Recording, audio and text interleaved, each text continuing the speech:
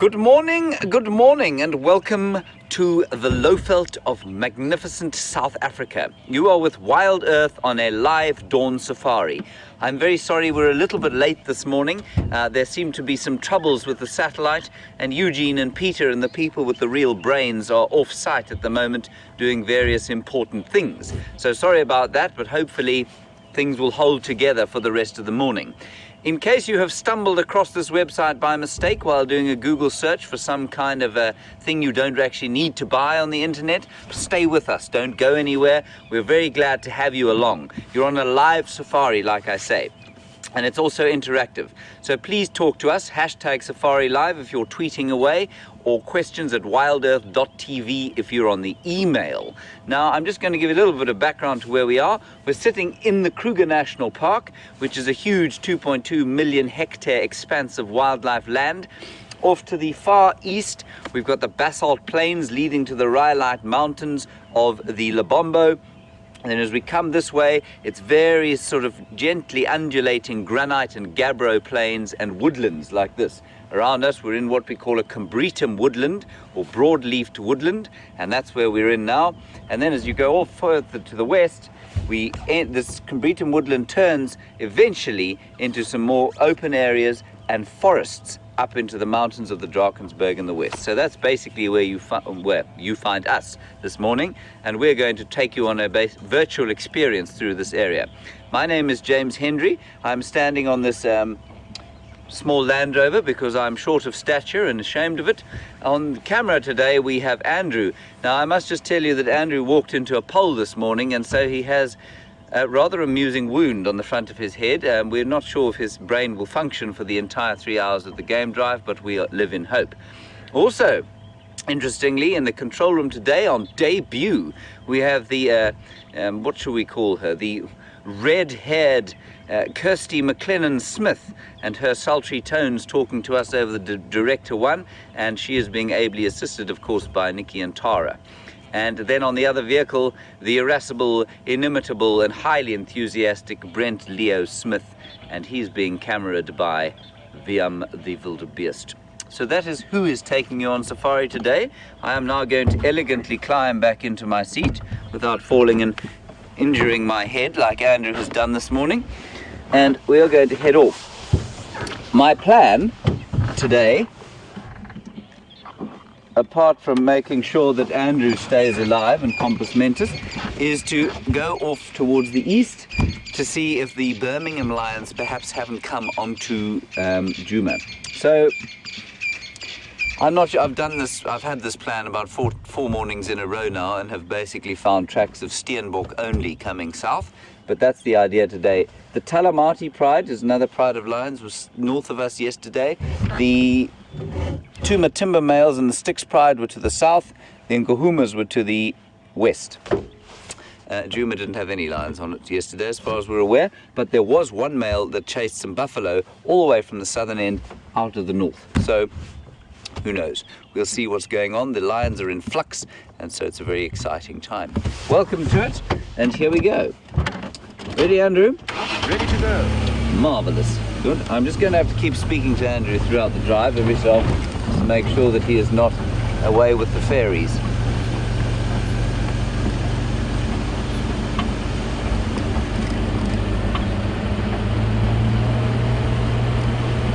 So Andrew, it was a wooden pole, was it? That's correct. Hiding in the darkness. A lingering wooden pole.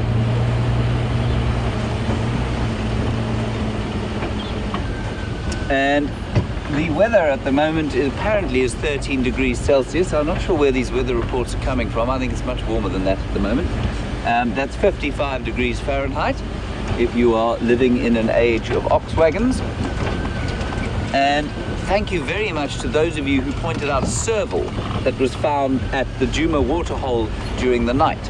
And a serval, if you don't know, is a small spotted cat. It looks, I suppose, very superficially like a tiny leopard, but it's actually more like a house cat with long legs and a shortish tail and beautiful golden pelage and black spots. It's a really stunning little cat. And while we don't see them very often, we think they're probably more common around here than they might be, because as you can see on the Juma cam, they're active mainly in the night time. So I think that's probably why we don't see them as often as we might. Beautiful cat, and thank you for the update. And if you are perhaps new, we do have cameras at water holes throughout the various interesting wildlife areas of the world, actually. So just log on to wildearth.com and you can find some of the static cameras that are around the world in very exciting places.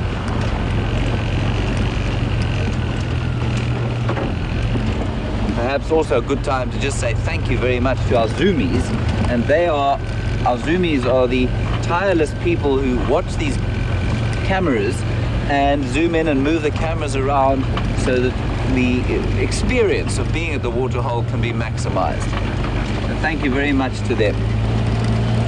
You make probably a larger contribution than you realize, A, to us, and B, to the larger conservation effort by bringing the wonders of the African wild to so many people. So thank you for what you do.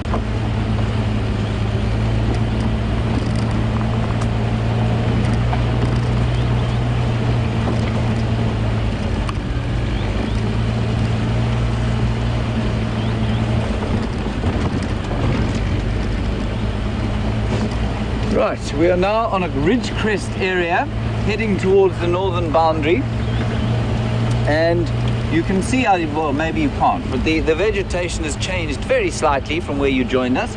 It was a bit thicker down there. Now as we come onto the ridge crest, the trees open out a little bit and it's more marulas rather than only combretum or bush willow trees. Not a particularly good example as I look around myself there.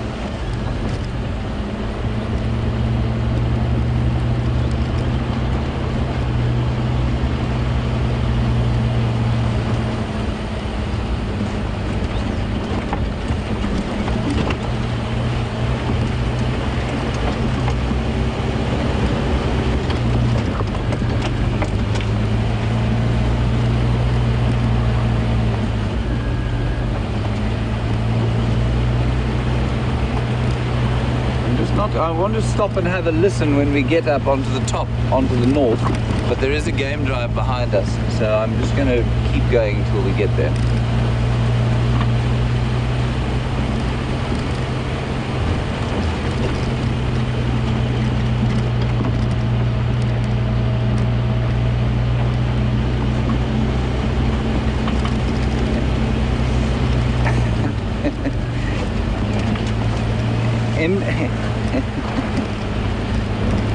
Sorry, I'm not sure that I can repeat the comment that's come through. I'm just going to get it repeated so I can.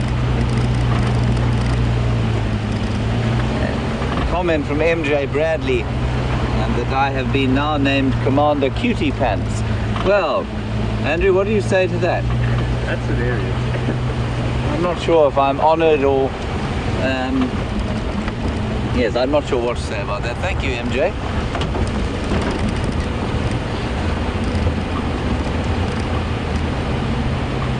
Must be the vastness of my legs, Andrew.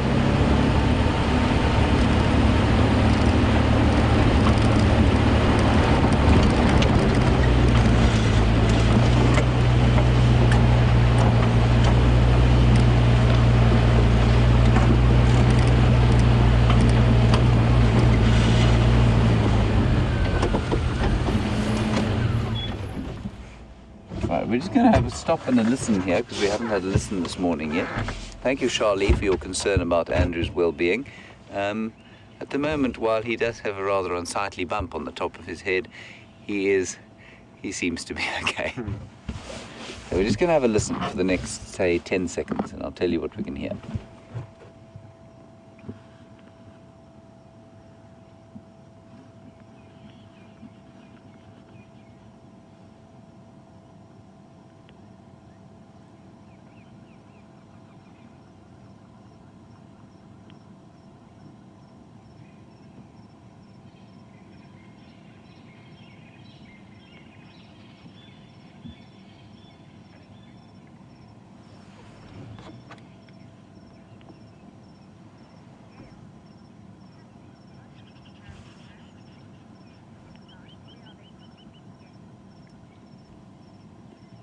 So that's a little bit of a listen to what's going on around the place. Not a very noisy morning, probably because it's a bit cloudy, and it is a bit noisier than it has been on a cloudy morning earlier in the month, and that's because the spring is coming on. But the most interesting thing you can hear back there, and I don't know if you would have registered it, was a drongo trying to imitate a crested francolin. Did you hear that, Andrew? I didn't know it was a drongo. I just thought it was a francolin. It sounds like a francolin, but it's a drongo making a crested francolin call. And I've not clicked before, but I've heard them do it before, and I haven't registered what they were doing, but that's exactly what it is. So that's quite cool. Wonderful. Right, as we're going along, we had a question about a caracal and whether we get caracals here or not. And that's from Gail. Gail, we do get caracals here, not very often. I haven't seen one since I've been at Djuma, but absolutely they're supposed to occur in the area. I've seen them at Ngala, I've seen them at Londolozi, just down the way there, so they must be around here. And they're not common. They're more common in places like the Kudu, which is the sort of central semi-desert area of South Africa, and there they're fairly abundant. And yeah, they're not very common here, but they are around. Again, in the presence of other predators where they feel pressure, they will be fairly nocturnal. Many animals, when they are faced with other pressure, will try and avoid other predators, and they can do that by being active at different times or using different sort of food and spatial niches. But a caracal will try and avoid the daytime in order to stay hidden. Right, we are now on the northern boundary, where we're hopefully going to find vast numbers of lion tracks coming south. I haven't seen a lion since I got back from leave.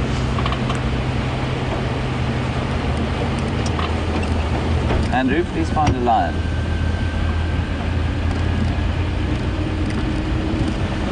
Ah, there is the game drive coming towards us.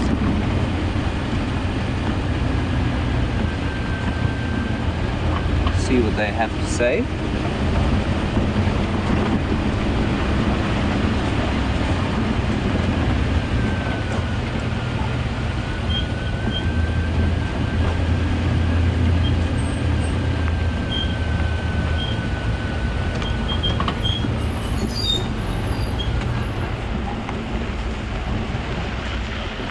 Ae, minsan ko alam. Me akui. Okay. Oh, ako nang chumo ko lang.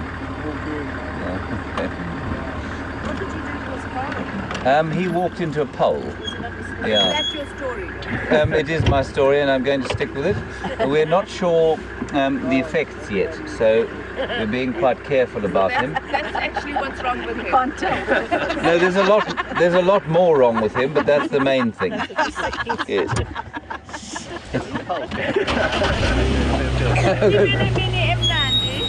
Thank you. Nina.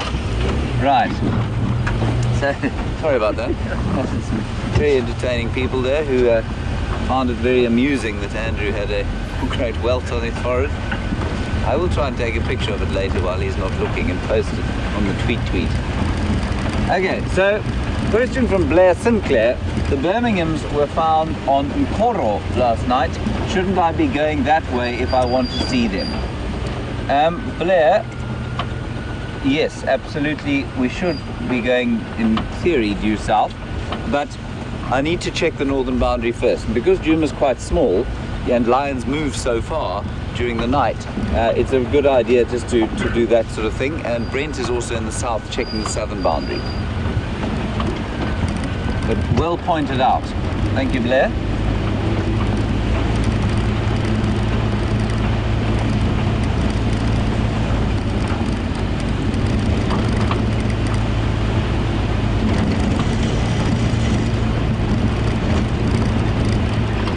Andrew, there is something crossing the road way up ahead. I think it's a Kudu.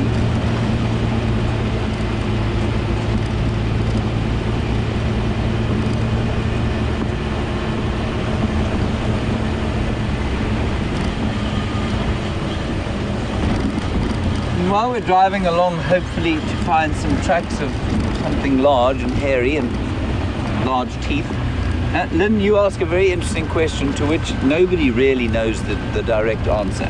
You've asked about, we were talking about the drongo and its imitation of the francolins, and you want to know why they do that. And the answer is that we don't really know. There are a few theories. The first theory is that what it makes, it might have something to do with food competition, where they make a territory sound full, and so it becomes easier for them to, it becomes easier for a bird. If it cons other birds into believing that the territory is full, then there's more to eat. For the drongo, it doesn't really hold true because they don't have the same diet as francolins do, and so I can't believe they'd be trying to con francolins into believing that they were there. So I'm not really sure from that point of view whether that's the case. There is definitely a lot of research that shows robins that can imitate other birds. The males that have the greatest number of imitations are able to breed more readily than those that can't. So it may be something of a peacock's tail, if you know what I mean, where it doesn't have an overt advantage to anything other than attracting mates. So that might be it, and that at the moment is what I think. I'm really not sure, especially with the drongos. They're not particularly good mimics.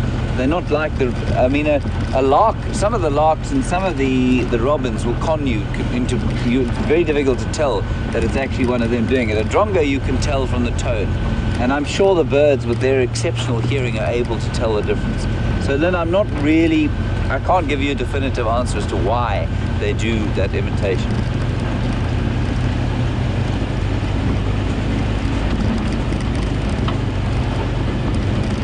There are some kudus, Andrew.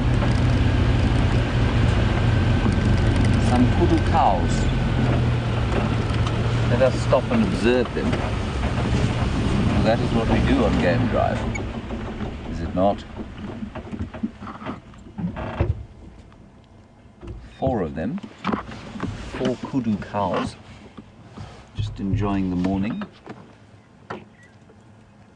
And I wonder, they're doing something, well, the one that is with her head down is doing something unusual. What's that, Andrew? And there are 5 of them.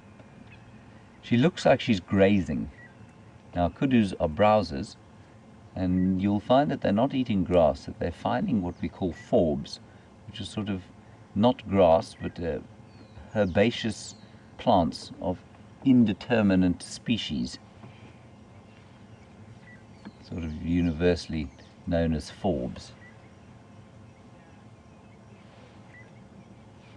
You see what a clever colour they are for this time of year. And you know, spending the amount of time we do out here now, I've started to notice all sorts of different things. And despite all of my time out here, I've never thought to myself how much better camouflaged a lot of these animals are for the winter than they are for the summer. And these kudu, you look at them against that vegetation, they're a beautiful color for this vegetation. And I think that they're this color because in summer, obviously, it's a lot easier for them to hide behind the greenery. So they don't need to be necessarily that camouflaged for the summertime. Nice thick, warm fur that kudu's got. She'll want to be shedding that in the coming months.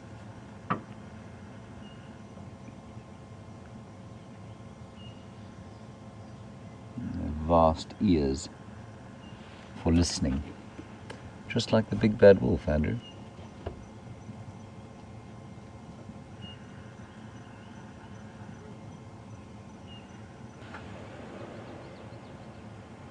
And the odd blue waxbill.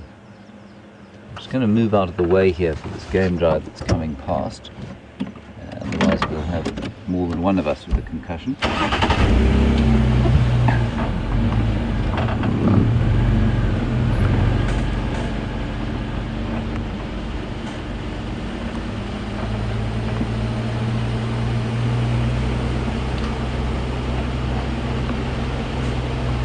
Aye, ninja. Oh. Milanda in. Okay. Next. Iri obri kuna drag markli. Ingena buffalo's hook. Okay. Ina aingeni le. Alright.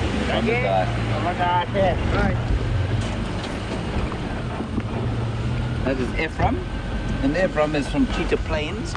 And he and I were trying to track that lion yesterday. And he was actually, he was exceptional on foot. Very good at spotting the tracks. And they came through, probably passed out just to the east of where we are now. One male lion, don't know who he was.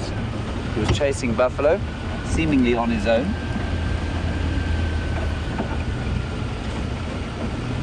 Maybe, yeah, I'm not sure if he joined up with the Talamaki Pride just north of us.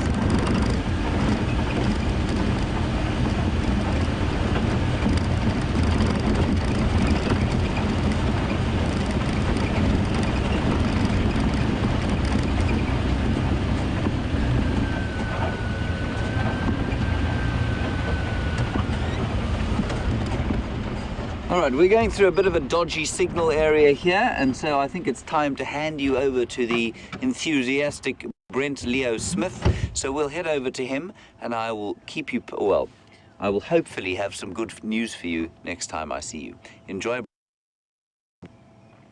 know what? Don't mess with the noise.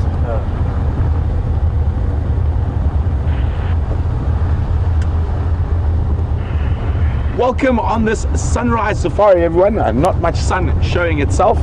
My name is Brent Leo Smith, and I'm going to be your guide. And we have Vim on camera with us today. And at the moment, we've decided to cross across to Arathusa, and we're busy looking to see if we can find any tracks of the Nkahuma Pride. Haven't been found yet this morning. And Scott's out on tracking team looking for young Sindile. And also, while we're on Arathusa, I'm definitely going to go past that vulture's nest again and check. So we are on a live African safari, and we are also interactive. So you are able to ask us questions about what we're seeing on the drive, and you can do that by using the hashtag SafariLive on Twitter or emailing us on questions@wildearth.tv. So quite a dull, cold morning. Definitely grey, but certainly not dreary.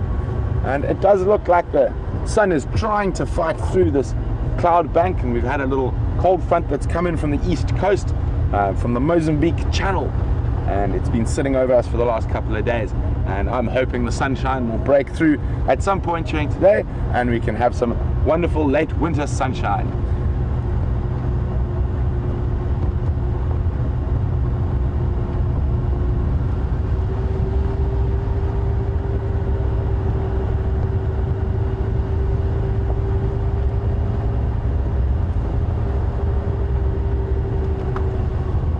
Just going to be on the game drive radio for a second, seeing if anyone's found anything. Morning station, Brent from WildEarth. Any updates on Safari and Dow, please?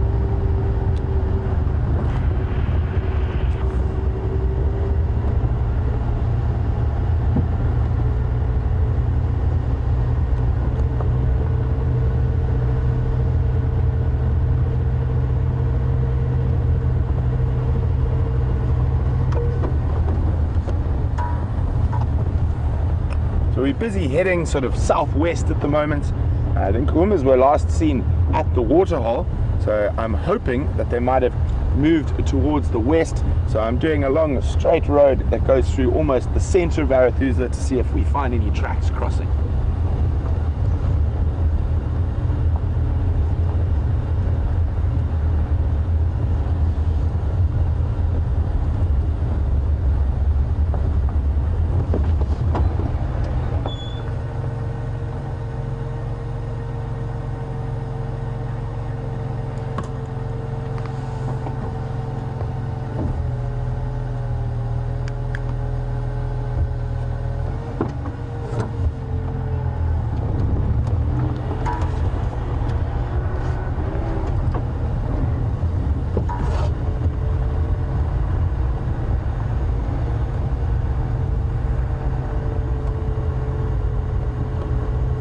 There were some lion tracks there, but they were quite old, and just had to figure out. I'm pretty sure that's the tracks of Junior and that missing lioness before they reunited. This was the area where they were first seen in before crossing across to Juma, and a lot of dust on the tracks, so definitely not from today, so definitely not worth following up on. And as we come towards the end of winter and spring is on the way, Wendy via email is asking, do we have grasshoppers and do we get big swarms of them? If we do, Wendy, we do get grasshoppers. We don't really get those locust swarms in this area. You get those more in the big grasslands. It is not to say it is impossible, but we will have a lot of grasshoppers, but generally the smaller type, not the ones that we're going to find in huge swarms.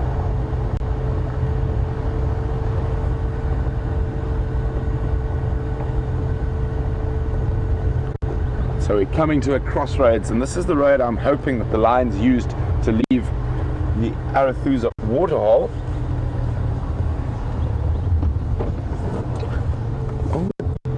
But alas, no tracks, so we're going to continue a bit further west and then cut south again and check the next road that runs from the Arathusa waterhole.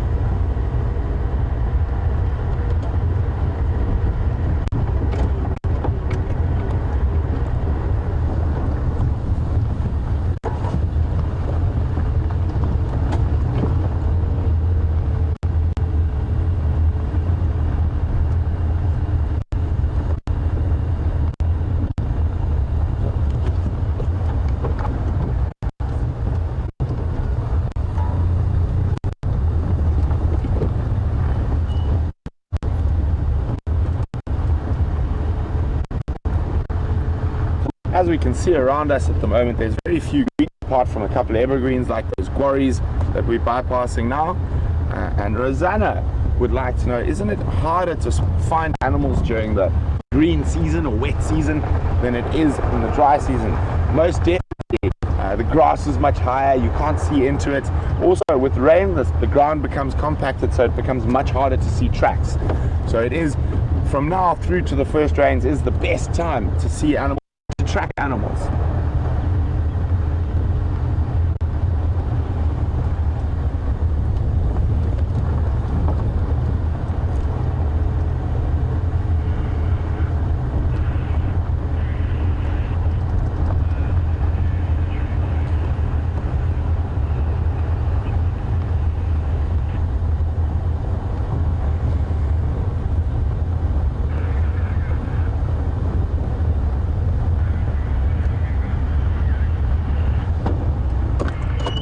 Sorry guys, the radio's a bit fuzzy. I just need to listen to this carefully.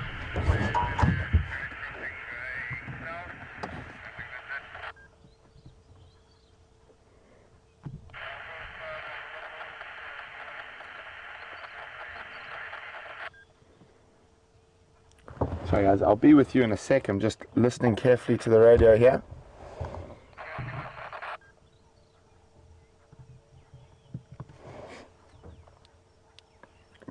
Doug, do you copy? Thank goodness I can hear someone else. Sorry Doug, could I get an update for Safari and Bow, please?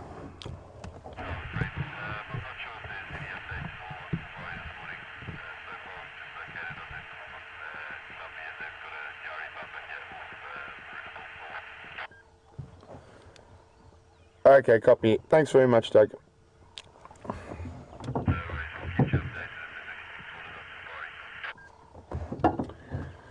Cheers, thanks very much.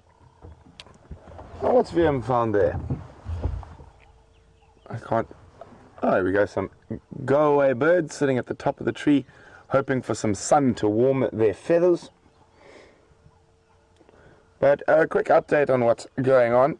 The Nkahuma pride have been found, but unfortunately not in our Travis area. They have killed a buffalo, so I'm sure they're very, very happy and busy eating their fill to the west of us on Simbambili.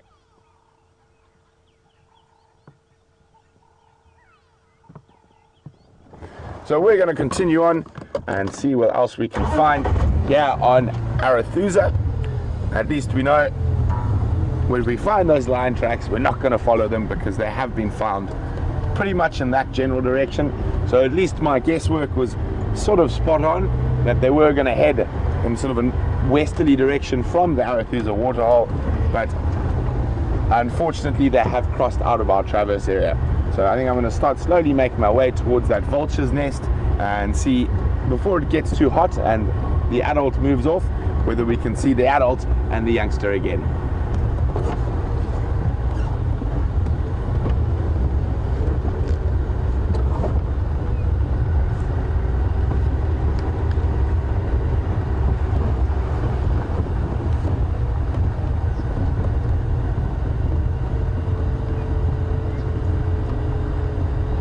So yesterday, Steph managed to find the new hyena den, or the hyena den that's currently being used. It's probably new for us, but not new for the hyenas. And we went and had a look there, and we saw that little cub and his mom while we were there, and Emily's just asking for an update on that. Well, I'm quite sure it's in the same place, Emily. We are quite far away from it at the moment, and I'm sure we will definitely go check on that den at a later stage, either later on the sunrise safari or possibly even on the sunset safari. But I'm quite sure they are happy in their new home, and someone will definitely go have a look at it.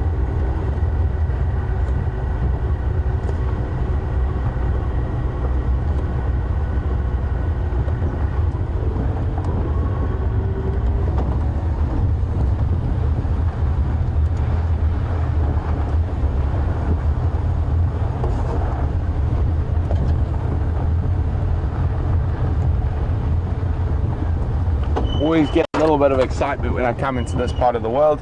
Hoping to possibly find tracks, or even better, find the Anderson male, who I haven't seen yet. And this is sort of his territory. He has been seen quite a bit, so maybe luck is on our side this morning.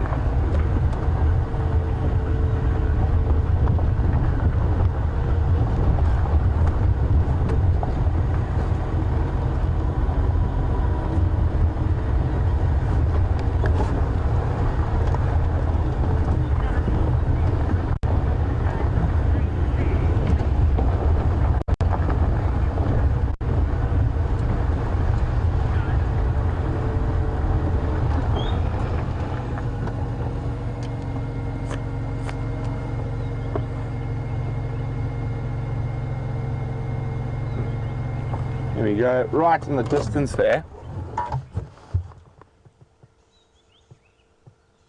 A nice big bird, and a bird we are on our way to look for. But that one is not sitting on a nest, and it looks to be a white-backed vulture. So they are around, and in the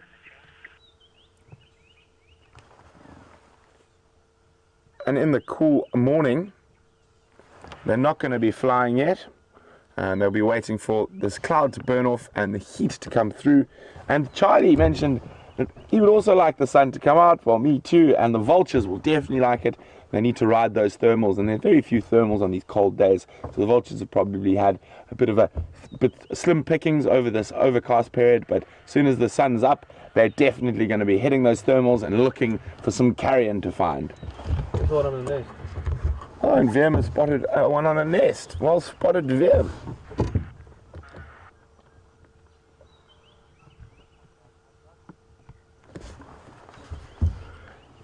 Here we go. Quite far from the road, and that's why we're going to head towards that other vulture's nest that is very close to the road and affords us a better view. There we go, doing a bit of preening.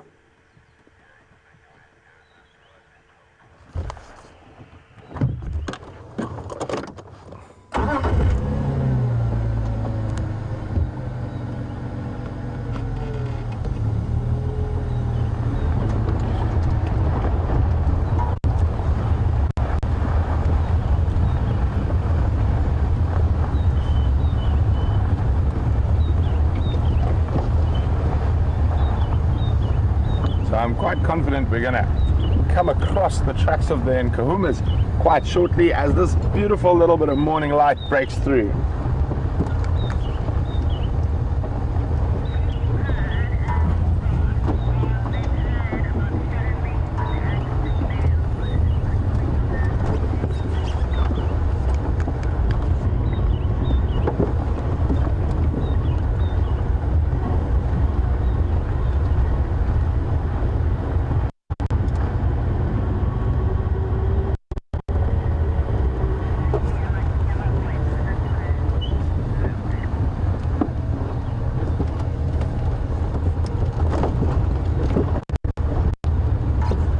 we're making our way now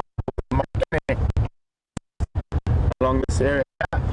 Good shots for leopards along these drainage lines, and hopefully we'll find some tracks. I said, or better yet, we'll find a leopard.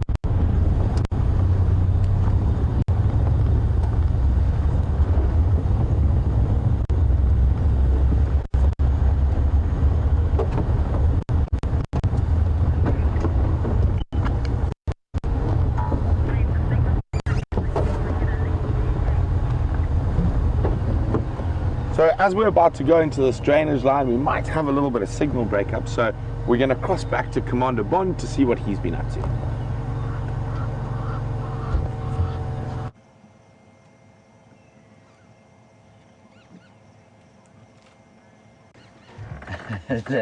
Hello everybody, welcome back to Jiga, where you find us on the far eastern boundary with a southern giraffe.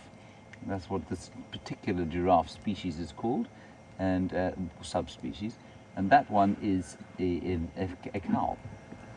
Now, what I want you to look at on that cow, and if you might go up the neck there we go, is that patch of sort of, what do we call it? Furless skin, if you like, and that's from an ectoparasite that afflicts all giraffe, and it's quite a nice way of aging them. Doesn't do them particular harm, but she's obviously sort of beyond the flush of youth, as it were, but she's in pretty good nick. And what's also interesting about her is that she's very dark, and the textbooks and various people will tell you that they get darker as they get older, and that the males especially get darker as they get older. And I think you'll find that, much like with people, their hair, they're actually one of the most variable species we get out here. So if you look at something like an impala, they're almost identical, all of them, and if you were to look at a herd, it would be very difficult to tell them apart. But giraffe are very different. They've all got slightly different coloration. You've got a bit of a limp there, Andrew. Yeah, it looks like it. Let me reverse back and try and stay with her. She's limping, looks like her left front foot.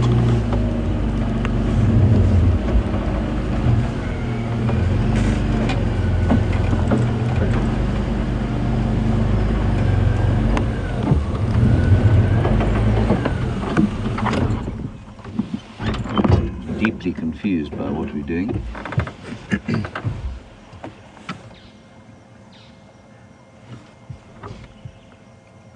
She's really very beautiful.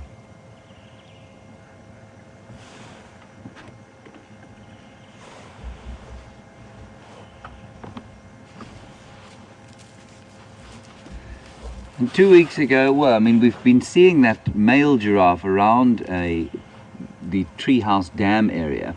In fact, I think it was the male giraffe. We had a highlights package yesterday on the Fireside Chat. There was a male giraffe who was looking intently at Shadow when Scott eventually found her. And he did use the giraffe to find her. And very similarly coloured and also limping, but that was a bull. And he's quite a long way from here. I think it was his right shoulder that seemed to be bugging him. And I'd say it's her left front shoulder that's bugging her. But she's a good age, that giraffe. Very beautiful. Unusually dark for a cow. I suppose what might be described as a raven-haired beauty of the giraffe world.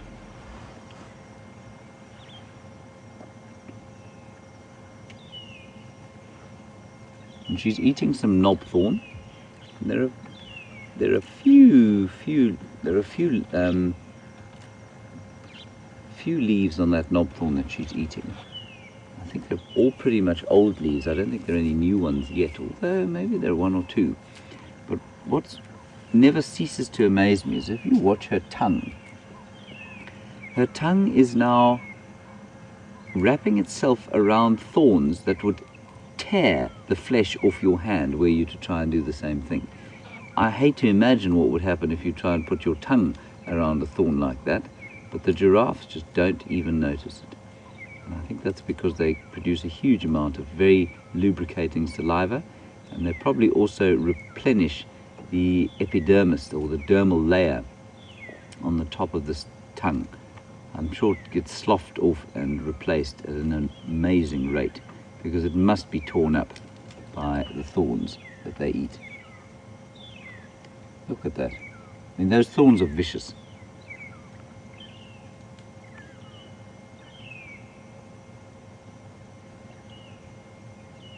And in the background you can hear that lovely lilting chorus of the magpie shrike. Oh, she's definitely favouring her left forefoot.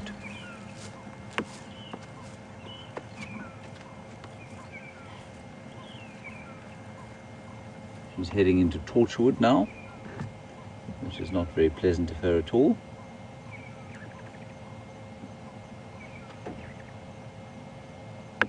Beautiful animals that they are.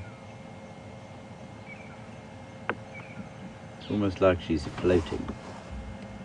Right. Okay, so that was our first large mammal sighting of the day. We're now on the eastern boundary. There was a lion found in Torchwood, which is just, of course, east of us where we can't go. And the animals, for those of you who don't know, are free to traverse the boundaries that we can't. These are human-imposed boundaries, no fences, or a totally open system. But unfortunately, we are not allowed to go wherever we like. That is because of a human property law, and also because our signal would eventually disappear were you to find us somewhere near the Mozambican border. So that lion that they found there, I think, is the same male. He's a single male, no one knows who he is. And he was chasing buffalo through here yesterday, and he was basically who I was hoping to find maybe today. But maybe he'll come across here. Who knows, we might be lucky. So we're going to continue our way down the eastern boundary here to the south and see if anything's come in from the other side. Still all right there, Andrew? All good. Andrew is still speaking in coherent sentences, well, as coherent as they ever are. So I don't think he's showing any major ill effects of the bump to the head that he had this morning. What else did you bump? You also hit your... And my knee. And your knee. It's a very vicious pole.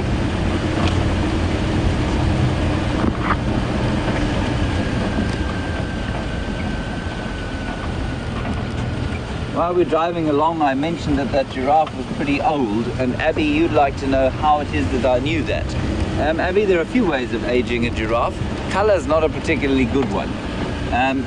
The ectoparasite, the extent of that ectoparasite infestation on the skin is a very good way of telling age. Then, certainly for the bulls and for the cows, the size of what they call the median horn. But basically what it is a calcification of the skull that takes place on giraffe, and you can see that they start to get bumps around their heads. And the old ones, that's far more extensive than it is on the younger ones. And then you just general condition, you know, the skin toe, I don't want to say tone, I suppose the shininess of the fur and the condition of the fur is a good way of telling the age. So a giraffe can live to probably about 20 to 25 years, and I would have put that one sitting somewhere around 16 or 17. I am guessing that, but I think that's probably what she was.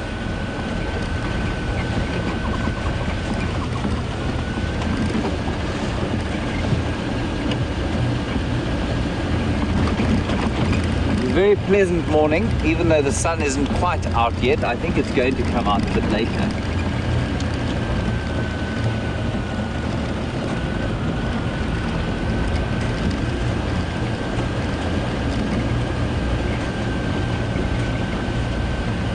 And then a lovely comment from Billy, Joe and Pam, who say that we have definitely seen that giraffe before. Thank you for that. Right, we've got a whole lot of other herbivores here to our left. Let's test Andrew's brain. Andrew, what are they? Waterbuck. Waterbuck, yes. Waterbuck. Actually smoked them. Actually smoked them before I saw Did them. you? So Andrew's just pointing out that he smelt them before he saw them, and that's not unusual. That's not a function of the bump to the head that he's taken. It is a function of a musk gland that is in the skin, and you can often smell them before you see them.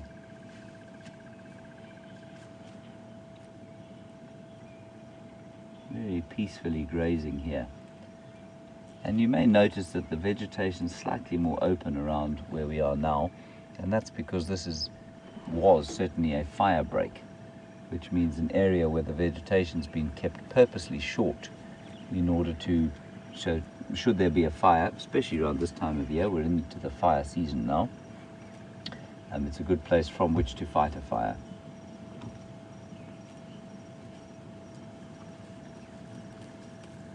It's quite a big herd. 1, 2, 3, 4, 5, 6, 7, 8, 9, 10, 13 or so of them. There's often lots of waterbuck bulls in this area, but not often so many cows. Very furry. Now in theory they're called waterbuck because they like to run into water when they're chased by predators. That's actually a response that a lot of animals will have. Impala do it quite frequently. In fact, at Arathusa Waterhole very recently, they've had 3 or 4 incidents where an antelope has run away from wild dogs into the water and been thought it had found safety, only to be murdered by one of the hippopotamus there, which is a fairly unpleasant way to go, I think. So it's not an unusual thing for an animal to run into water in order to escape a predator.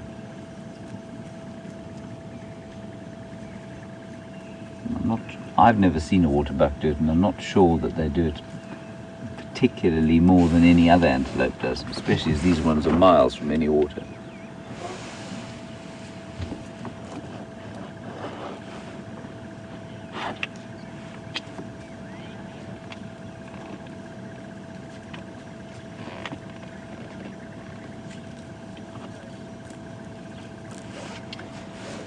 And we're just looking at these furry kudus, at least. And what are they? Waterbuck? I don't think I bumped my head, maybe I did. So these furry waterbucks, and we were looking at the kudu, and I was saying how that they looked like they had pretty thick fur. And Lois in Buffalo, New York, an interesting sort of comment about the furriness of their hair and when it will go and how long it will be around. I think waterbuck are generally always quite furry. I'm not sure why. Those kudu that we saw will probably lose quite a lot of that hair as we go into the summer months, and I'm sure the kudu, at least the waterbuck fur, will also become slightly thinner as we go towards the summer. But they don't generally always look slightly furrier than the rest, especially on the neck there. And that fur on the neck, I'm just trying to think why it might be there. It might be some kind of a predator defense function. So if a leopard or something, well, I mean, they're quite big for leopard. If a lion got hold of them, it might be quite an effective way of, you know, a bit like a honey badger, which with its loose skin is an effective way of it helping it to shake off predators. Maybe that's got something to do with it. I think they've also got quite oily skin, and I suspect that also has some kind of anti-predatory function. It's so peaceful here. There comes the sun now.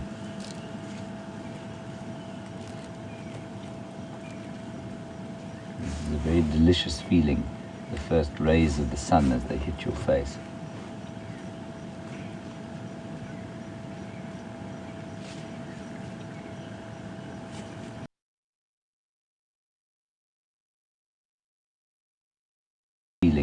The first rays of the sun as they hit your face.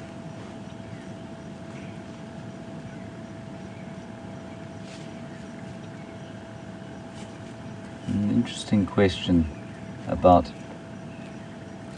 comparisons between the different antelope species that we get here. Now, Nyala also have quite heavy fur on the males, and not so much the females. And the question is, do waterbuck also use this heavy fur in a sort of dominance display, like the Nyala might? And the answer is no, because both sexes have it. They've both got quite a lot of hair on the neck, and the females don't generally show any kind of dominance hierarchy. I'm sure there is probably a small one, but it's not particularly definitive and not particularly rigidly enforced, and they certainly don't fight with each other. So I don't think dominance has anything to do with it. But they really are very furry.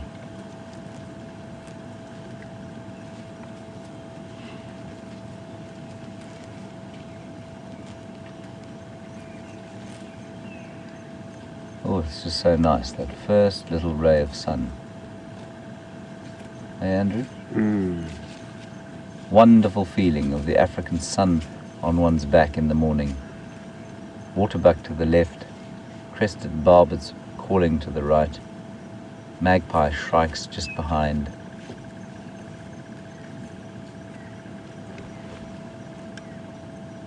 Franklins in the distance, and the peaceful call of the Cape turtle dove or ringneck dove.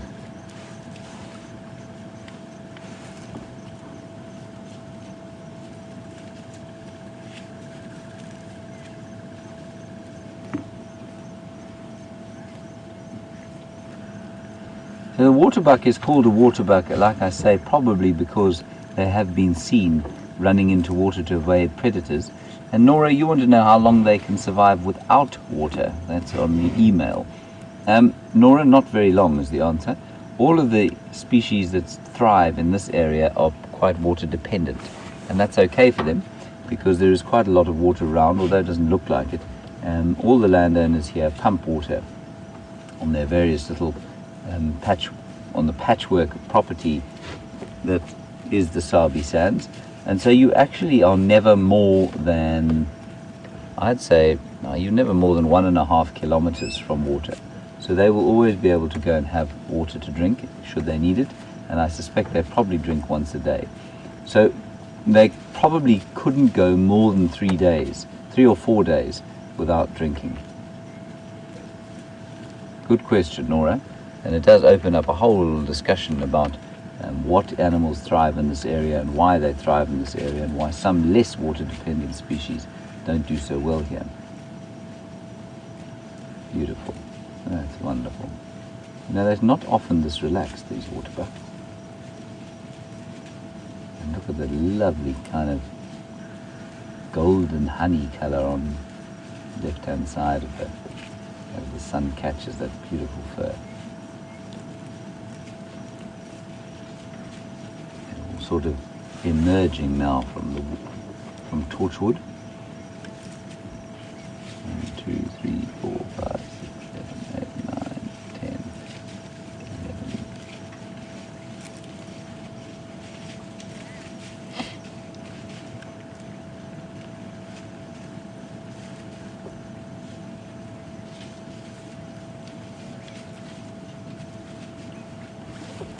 A nice thought from Siberia Zumi, who says, could the that hair on the neck be some kind of water repellent?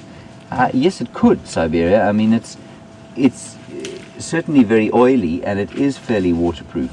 I'm just trying to think of an incident where I've seen them A, around water. Yes, I have seen them around water, but B, running into water and spending a lot of time in water. Maybe they used to, and they don't need to anymore here, and because of the amount of water there is and the size of the water bodies that there are. Certainly their cousins, the lechwe, up in same genus up in Botswana, spend a lot of time in the water, and there it would make a lot more sense to have this oily, longish fur that sort of is quite water repellent. And then, Joan, you said maybe it's some kind of protection. And I think that's more like, well, I don't know. I think it could be some kind of protection, especially on the neck there. So it might be a protection against predation, but not fighting, because the females don't fight. These cows don't fight. There's a huge herd. 1, 2, 3, 4, 5, 6, 7, 8, 9, 10,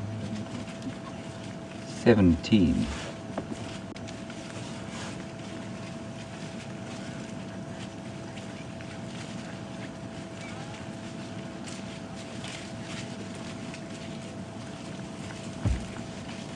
And I knew this question was eventually going to pop up. So we smelt them before we saw them. Well, Andrew did, because his bump to the head has made his olfactory senses twice as strong as they were before. And Laura on Twitter, you've said you've never seen a waterbuck kill, and are they more difficult to catch? Are they than other animals? No, I don't think they are. They just are at that size where their major predators are only going to be lions and hyenas. Yes, a big male leopard will take an adult, and yes, it's possible that the youngsters will be taken by leopards and wild dogs. But the question arises, I don't think they're any more difficult to catch, but they do have this musk gland that for many years people thought was some kind of anti-predator defense, that perhaps lions would avoid trying to catch them because they tasted bad because of this sort of musk gland. Now, I'm not convinced that that's necessarily all untrue. So, I mean, that theory was kind of thrown out the water when, you know, I mean, lions will eat the most foul, rancid thing. But we don't know what effect that musky smell or taste has on lions. So it is possible. The other thing, though, Laura, I think, is that we don't necessarily see them being killed because they're not the most common antelope. So we don't often see kudu kills, for example. We sometimes see them, but we don't often see them. But we do most often see kills that will last a long time, like a buffalo kill, for example, for lions, or for leopards, an impala kill will last in a few days. A big crowd of lions will devour a waterbuck in not very long at all. But I do think that there is an element of truth to the fact that their musk gland possibly does provide some kind of predator deterrent. You can hear that lovely sound of them walking through the grass there. Andrew, do you want to reverse quickly? I'm just going to go backwards a bit so that we don't have to film the aerial. I don't think I've ever spent this long watching a waterbuck before.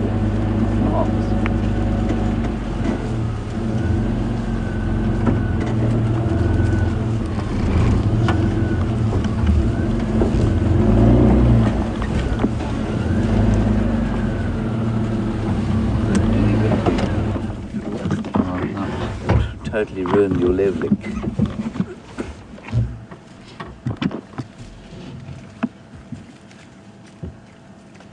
And you can see they're now faced their back ends to us, and you can very clearly see the white, I suppose what is very unflatteringly called the toilet seat marking on the back.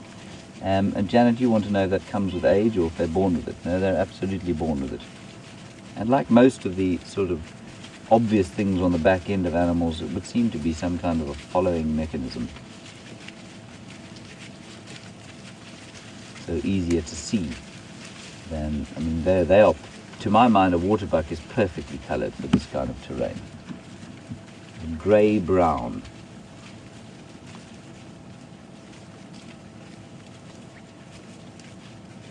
And they're slowly grazing towards Biffle's Hook waterhole, and maybe that's where they're sort of on their way to. They're definitely moving in a determined fashion at the moment. There we go.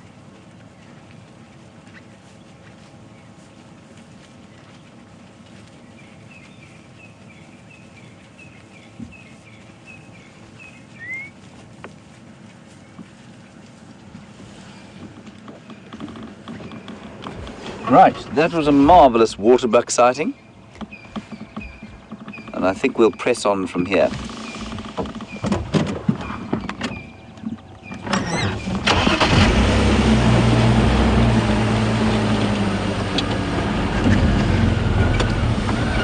Right, on we go.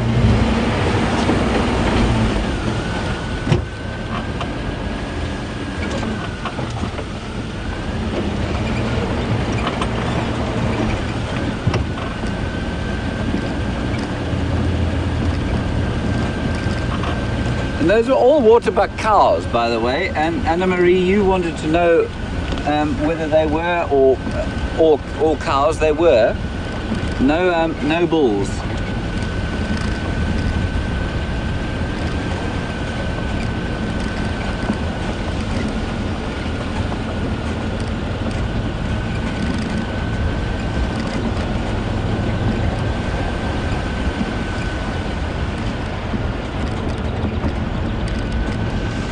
And so we've been looking at a couple of different kinds of antelope today. Well, Andrew and I have seen a few impala, we've seen kudu, we've seen beautiful waterbuck sighting, my best waterbuck sighting ever, I think, which was very nice.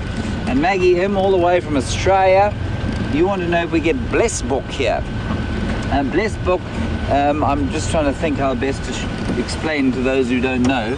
Let me just quickly show you a picture of a blessbook. Blessbook we don't get here, Maggie. They are found more in the Highveld and then into the Cape, and we don't get blessbook here. A blessbook is a very beautiful antelope. I'm just going to try and find you a picture in this book without making it too awkward by taking an age to do it. Don't worry, Andrew, I'm getting there. Blessbook, blessbook. I don't think there is a picture. Yes, here we go. No. No picture of a blessbook. Yes, there is. That's a blessbook there. Very beautiful. And both sexes have horns. Very lovely.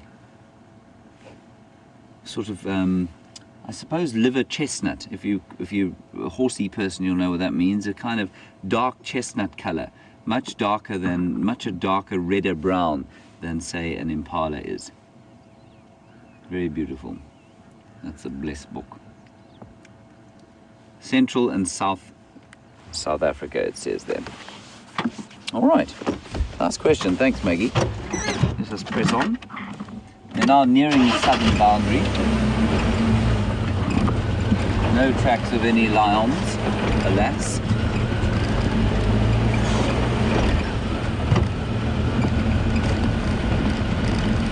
Oh, it was nice to have the sun.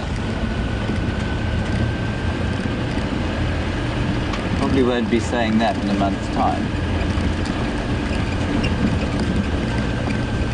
I'm just going to very slowly drive underneath this tree here, Andrew. There was a parrot's nest.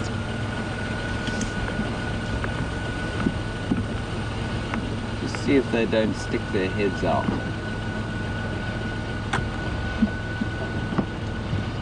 That hole there. Can you see that? Mm-hmm.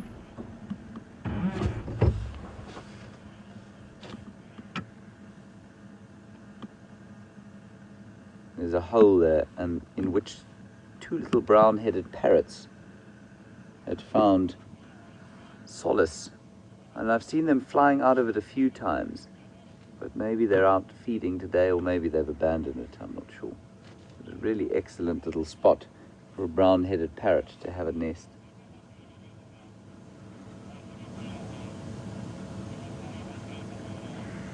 Beautiful.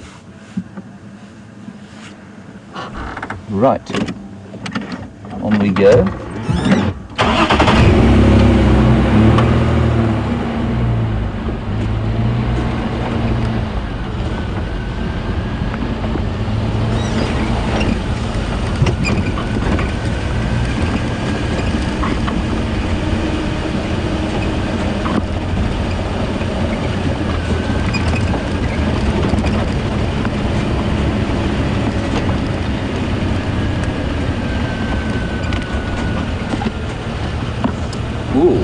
All right, while we're driving along here, we're going to link across to Brent, who has found some Brobdingnagian pachyderms. See you later.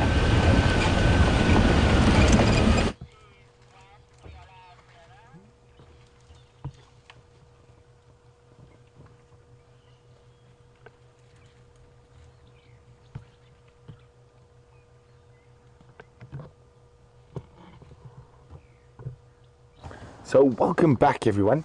So just after you left us, we found the tracks of a female leopard, and while we were following those tracks, we heard these elephants crashing around in the bush quite close to us, so we decided to come have a quick look at the ellies, as they are quite close to our western boundary. I'm just going to try and move again as they're moving. They are feeding and moving quite quickly at the moment, so we will try to stay with them as long as possible, but it is likely that they might be able to outmaneuver us in this thick bush.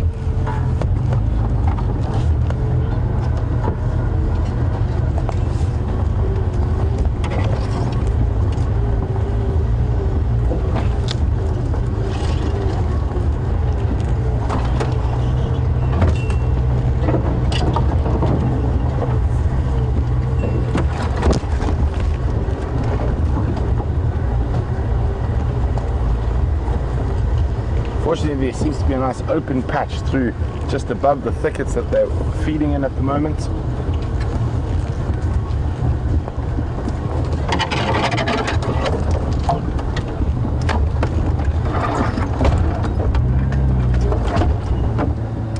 Oh, in a bit of a hole there.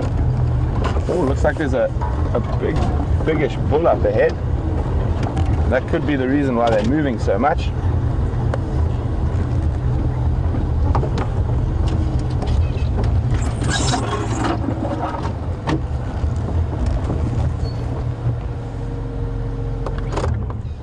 So we're now, the majority of the herd is off in front, off to my right here, and there is a largish bull, not massive, but probably about 25, 26 years old, and he seems to be harassing some of the females.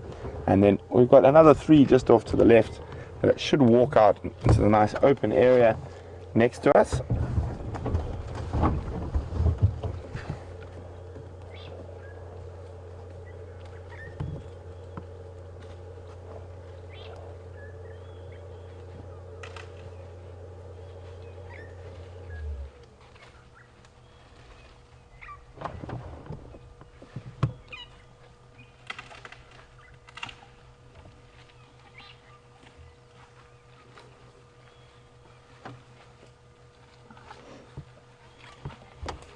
Going to move right across the face of us. There they go.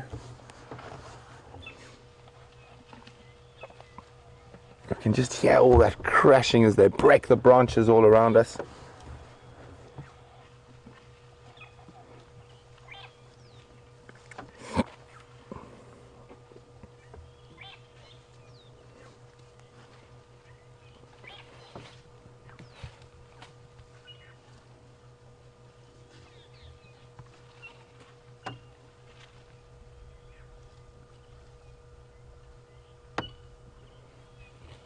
Not done with that one yet.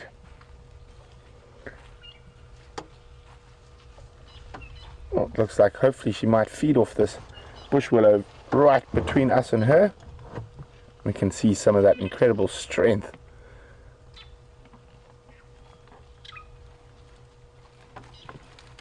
There we go. Like it was a toothpick.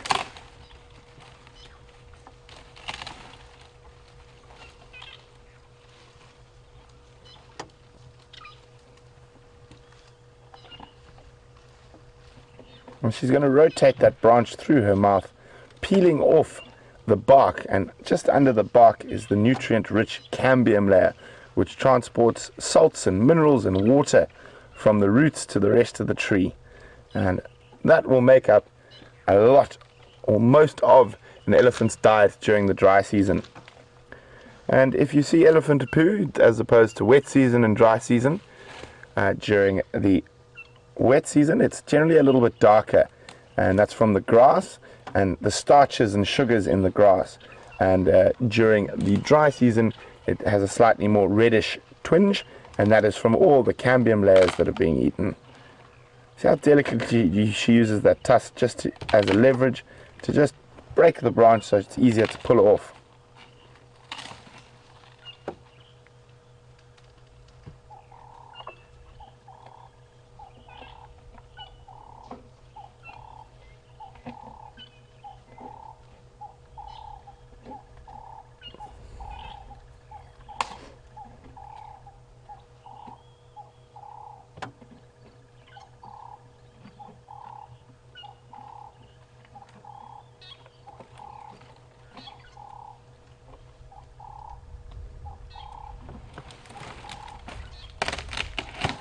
Oh, isn't that incredible? She used her foot there to take off the branch, so she's got, well, just dropped one, and the next snack is for on the go. And you can see she's actually pulling a little creeper off there. That was incredible. That she obviously didn't want to eat. Oh, and who says elephants don't use tools? There we saw her use that branch to scratch between her mammary glands. Little itchy spot there.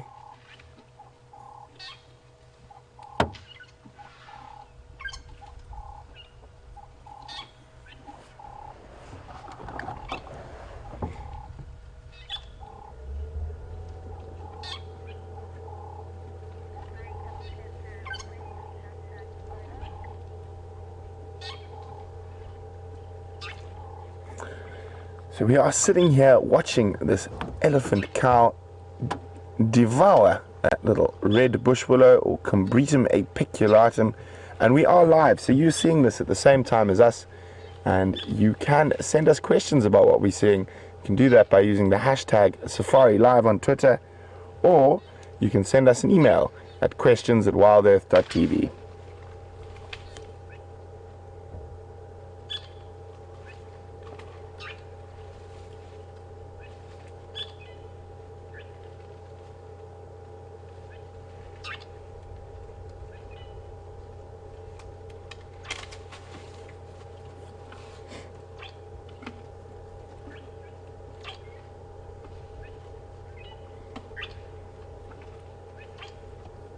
We moved on to the next tree, but still got her snack on the go with her before she starts breaking off pieces of the next tree. They seem to be moving quite quickly, and she's right at the tail of the breeding herd.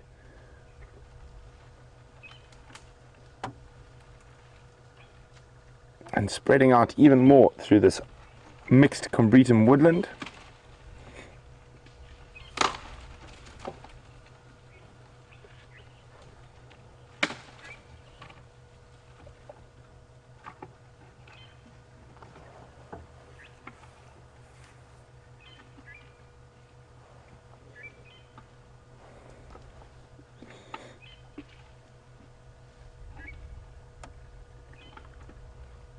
So you'll find these breeding herds at this time of the year can spread into quite big distances between each other, probably up to half a kilometer or 500 meters, as they go in search of food.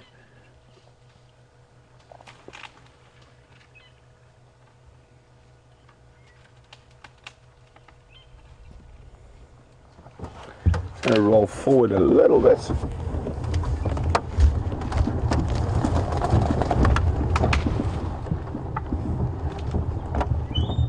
There we go.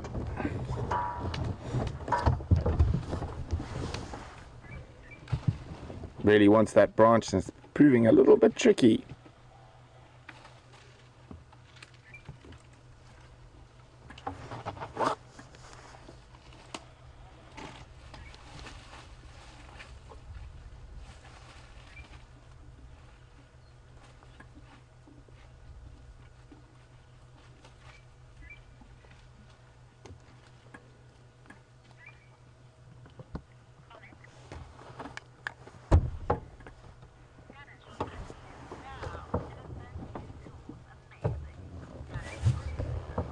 So as we watch that grey bottom disappear over my head there, the rest of the herd moving into some quite thick bush, and we're not going to go crashing in and around after them.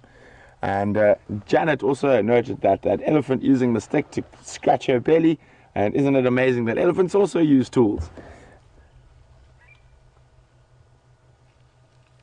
And they're able to do that because of the dexterity of their trunk.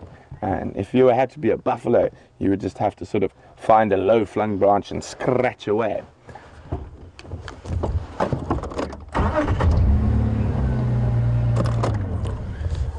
So, from one great grey pachyderm to another with Commander Bond. It's just the three of them.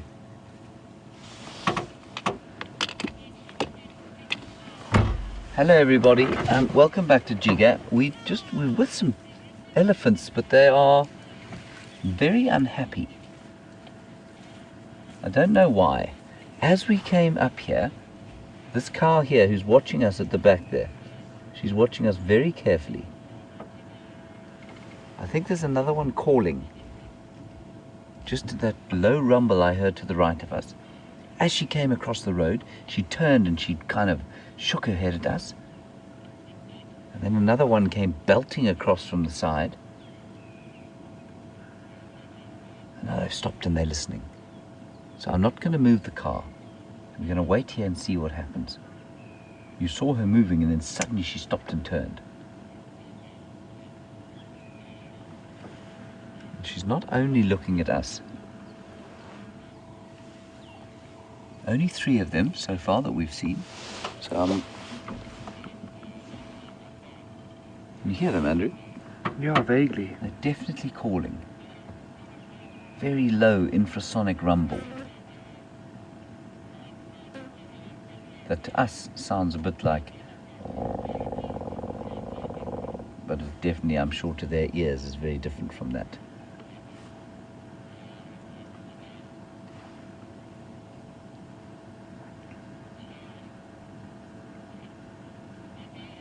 Definitely not very at peace.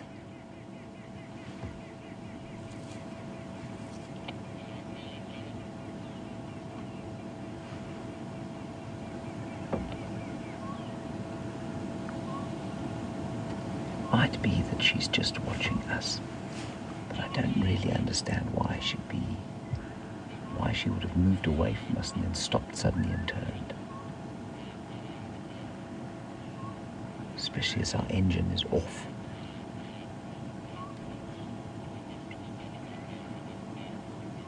Let's just wait and see.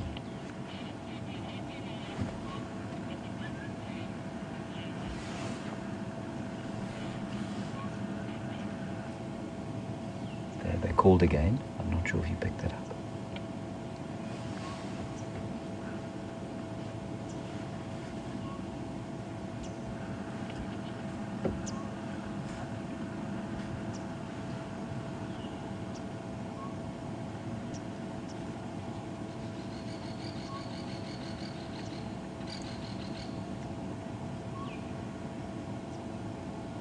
In the distance you can hear a lovely southern boo-boo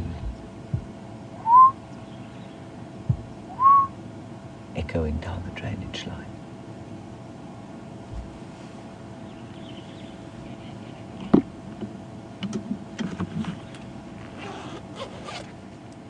And Andrew unzipping his jacket, of course.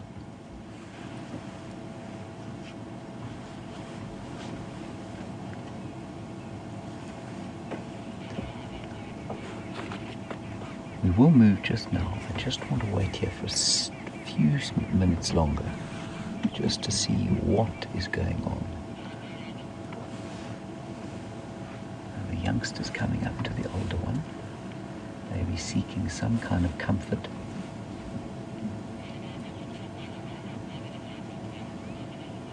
And you can see there, well, you probably can't, but that cow at the front is definitely streaming from her temporal glands, which means that there's some kind of stress.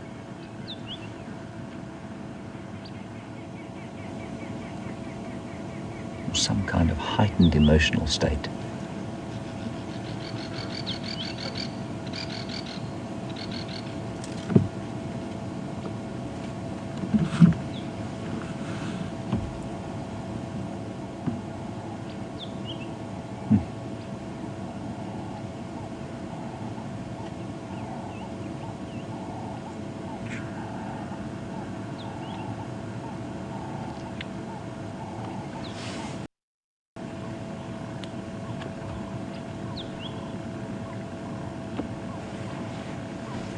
Interesting postulations from Siberia and Charlie.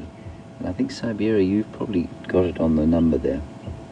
You say there have been elephants around that have been harassed by a bull, a herd that's been constantly harassed by a bull. That's certainly my initial instinct, is that a bull has been harassing them. Charlie, I don't think that they are reacting to the change in weather, no. I mean, this weather is very comfortable for them. It's not too hot. In fact, it's really very pleasant. So I don't think it's the weather.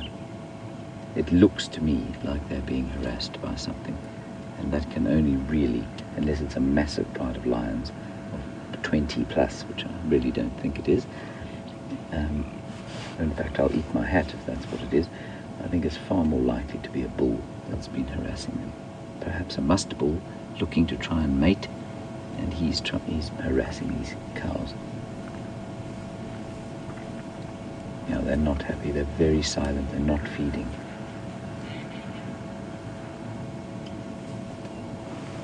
And I'm going to try and sneak forward and see if we can't get a slightly better view. I'm not going to go closer to them. I don't want to frighten them. Also, going slowly forward in G gear without making a noise is not easy.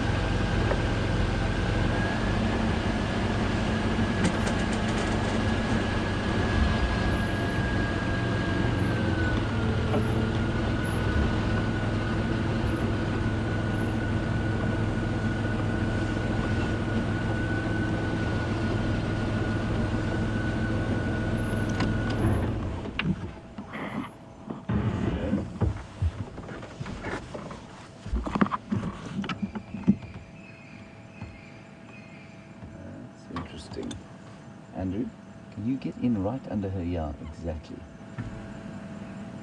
There is something funny going on. That's not normal. I don't know what that is. You can see extended underneath the belly there. I'm not sure what that is.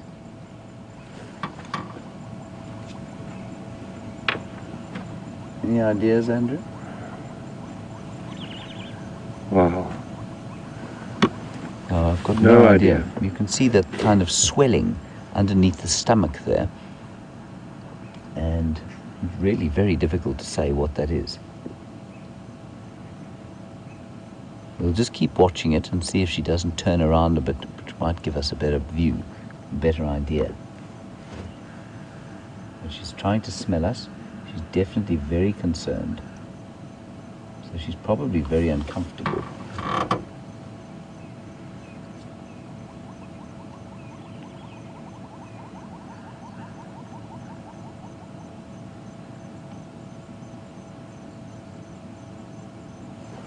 You know, I'd almost say that looks like she's about to give birth, but I don't think she's pregnant. I don't think.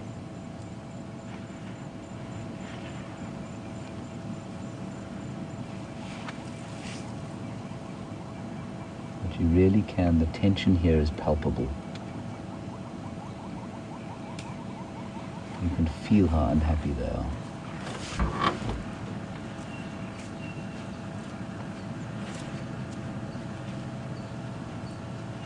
Talking to each other now.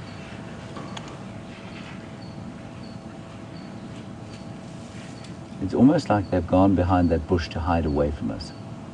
Hey? They've just stepped behind the bush and stopped moving.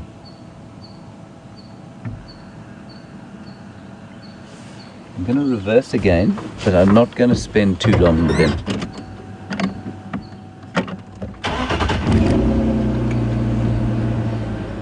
Comment from Vicky, which is an interesting one, and it will spark a whole lot of debate. Maybe she doesn't trust people.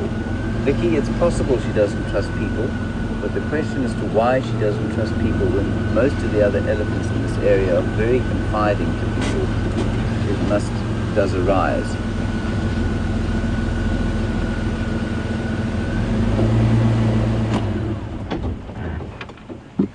So Vicky, I'm not sure why she wouldn't trust people. Really make a huge amount of sense given that so many of the elephants in this area are so confiding to people. I think the disturbance that we're creating certainly is affecting her, but I think it's because she's very uncomfortable. There's something funny going on inside.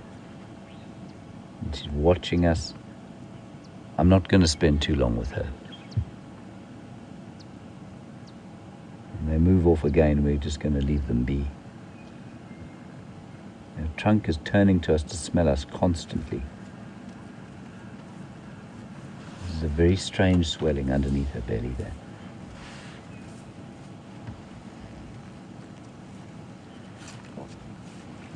And as Marianne says, it does look like some kind of a hernia. Now, how common that is, I don't know. And whether it would heal on its own, I'm not sure. But she's relaxing a little bit now. She's starting to feed.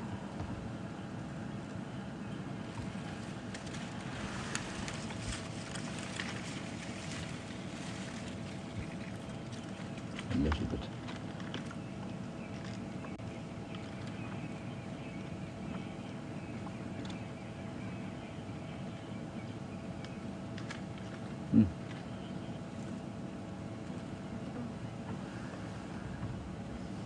And the cow behind is not feeding yet. Sort of standing about the place.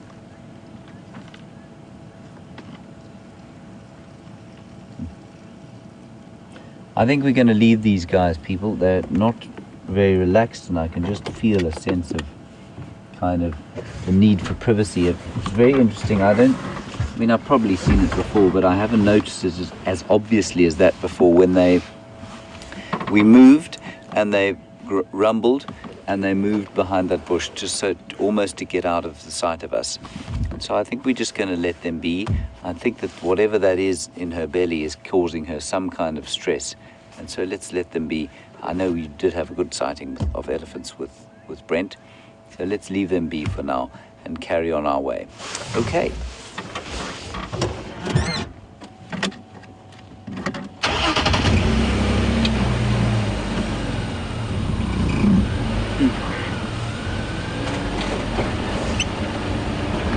Very interesting indeed.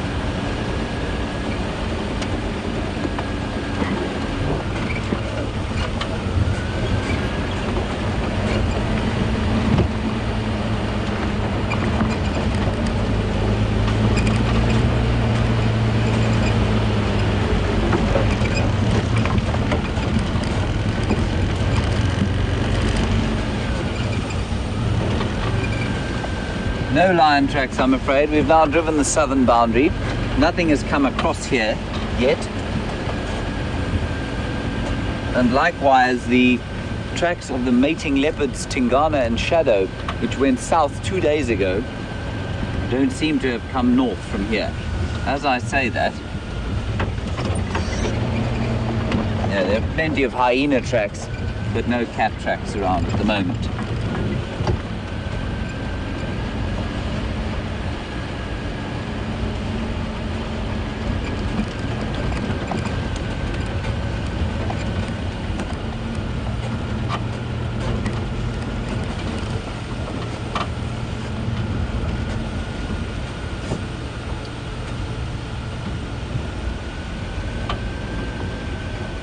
Very interesting update. I'm afraid I didn't catch the name.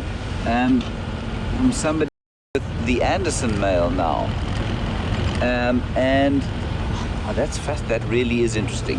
It's not unusual because apparently before she had Sindile, she was mating with both of those two males as well. So not entirely unusual, and in fact not unusual for leopards to mate with more than one male during an estrus cycle. Again, just perhaps for those of you who are a little bit unfamiliar with what's going on, perhaps you're a new viewer, and if you are, you're most welcome, and it's lovely to have you on board. There's been a lot of upheaval, well, not upheaval, just interesting developments in the leopard fraternity around here.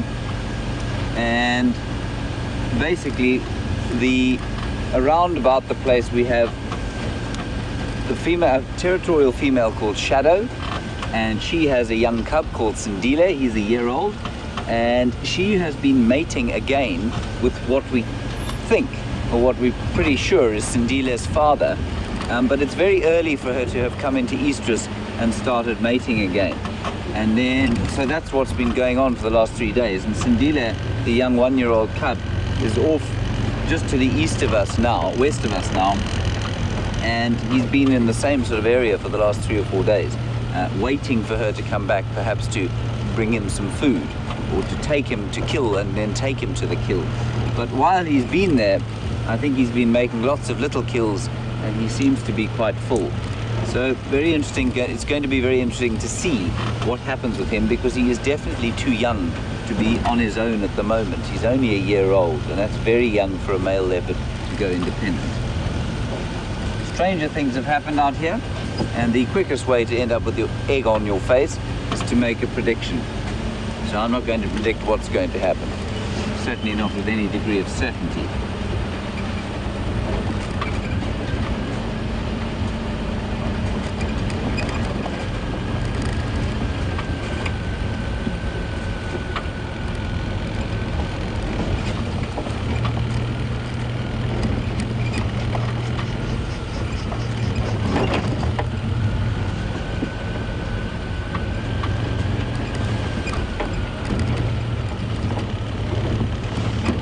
To listen to the radio, so I'm not speaking to you at the moment.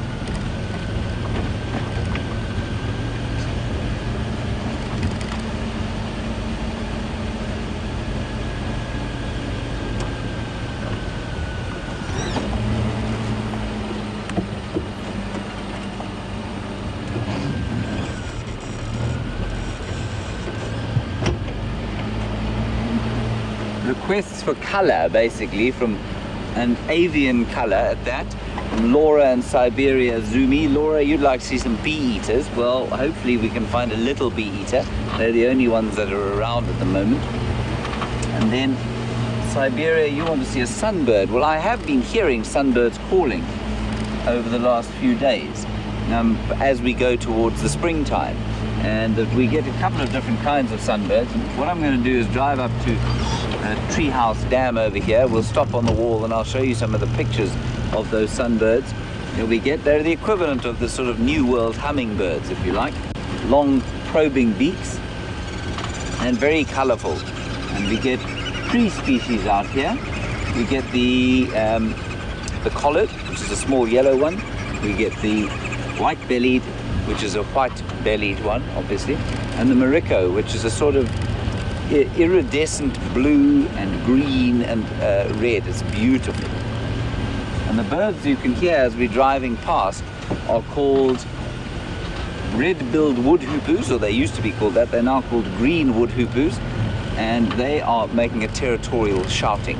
That's what they're doing. That's why you can hear them going. And they're known in Zulu as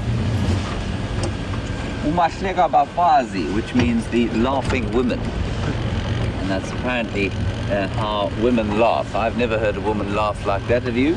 Negative. No. So, strange name.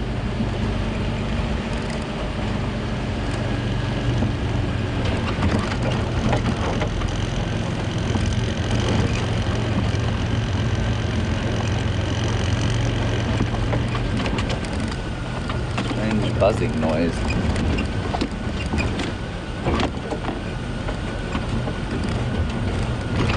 Ooh.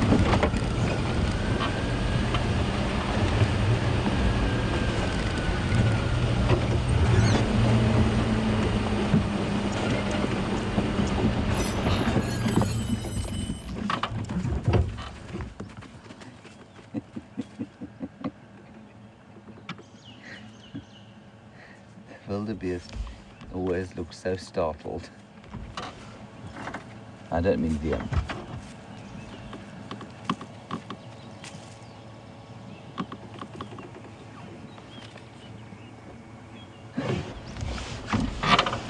As we came up to the waterhole, he was having a little drink, and then he attempted a sort of his own version of the Serengeti migration, and has now disappeared off behind us. There he goes.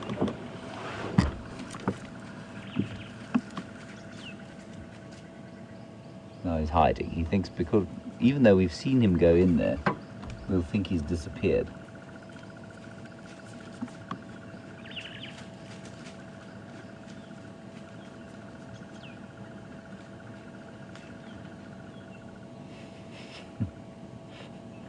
He's most alarmed by us.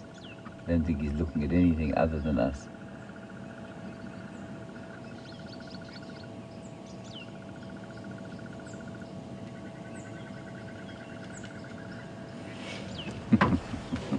They've always got such a very,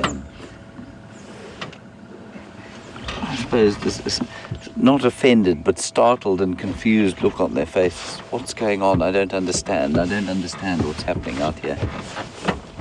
It's probably because the instinct's telling them they need to be in a vast herd of about 2 million streaming across the plains, as opposed to one lonely chap trying to eke out a living in the woodlands.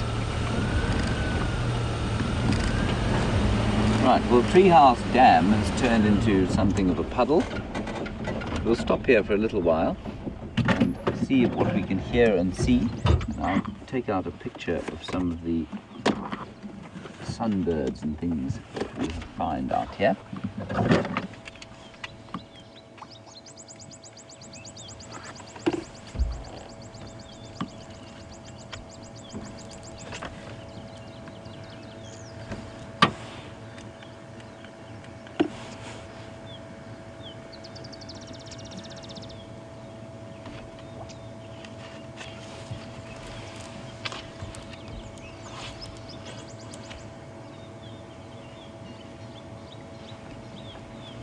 Comment from Anne, just while we're sitting here listening to the birds, about mimics. She says scrub jays mimic all sorts of things around where she is, I think in California. And absolutely, I mean, there are those birds, what are they're called bowerbirds. Is it a bowerbird? No, it's not a bowerbird, it's another kind of bird in the Antipodes that will mimic a, what bird is it? Is it A lyrebird. It's a lyrebird, is Yeah. it a lyrebird that mimics the chainsaw? Yeah. It is an unbelievable mimic. Mimics chainsaws, cars, all sorts of different things. Right, so here are the sunbirds. Is that any good to you? That'll work. And these, we don't get any of those ones here, but those are some of the pretty sunbirds that we get in South Africa. And then two of these we get here. That's the white-bellied. The female, unfortunately, very plain, and the male with beautiful iridescent colors that you see in the sun. And he's the most vociferous. You hear him calling very often. And then the collared sunbird we get here. Female again, slightly more drab than the male, but not, certainly no slouch herself. And then the other one we get here is the magnificent, in theory we're supposed to be able to get the amethyst or black sunbird, possibly the scarlet-chested, but we don't have a river coming through Djuma, so probably not that. But what we do get is this Morocco sunbird. Beautiful, he's a very large sunbird, and if you see him just flying past, he actually looks totally black, but in the light he's lovely iridescent green and blue and red. Beautiful bird. And those beaks, just like the hummingbirds, are designed in order for them to eat plant nectar. I lost my mind there for a second. Plant nectar, and then this time of the year they'll get into the bark. They'll use those beaks like a hoopoe does to probe beneath the bark and try and pick out insects and grubs and that sort of thing. Most birds, be they seed eaters, some of the raptors, be they probers like a hoopoe, or nectar drinkers like sunbirds, will eat insects when they can, if they're the right size, and obviously if they're not toxic, because insects are such a rich source of fat and protein as well, but fat as well, which they need the fat to burn. They have extremely energy intense lives from the flying, and obviously they're just like us, they are endothermic, so they have to keep the temperature up just like a mammal does, and that's not easy. There's one calling now. There. Yeah, here it comes. What the chances of that? Okay, well there you go. You got your white-bellied sunbird. Siberia, I hope you're happy with your sunbird.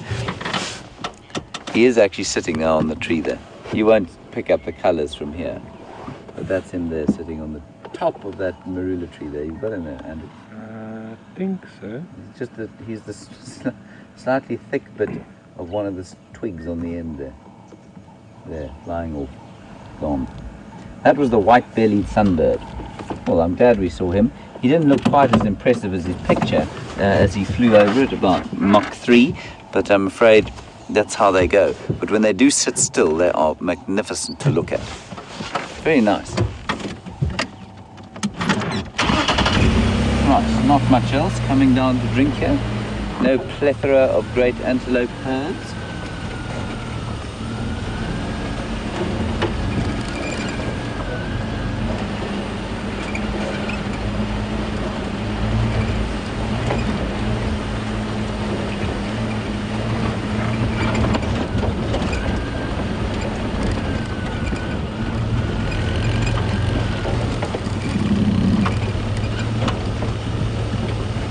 Likewise, no lion tracks. I've just had an update on the radio. It sounds like the Nkuhuma Pride is west of Arathusa. Now, for those of you who don't know, we traverse two properties. One called Juma, which is 900 hectares here, and then just to the west of us, 600 hectares of Arathusa. And the Nkuhuma Pride, which is our sort of mainstay of our lion viewing, is west of that again on Elephant Plains. They've killed a buffalo. Why they didn't take it upon themselves to kill it here, I'm not sure, but I shall have a word with them next time they come around. And there are some lions to the north of us and to the south of us. But I'm afraid it would seem that Juma is a lion-free zone at the moment.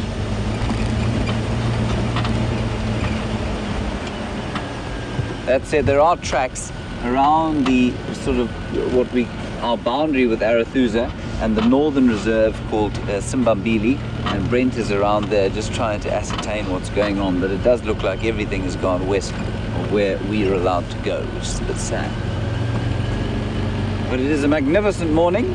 We've seen some beautiful things, although not out of the sort of traditional high-profile game book.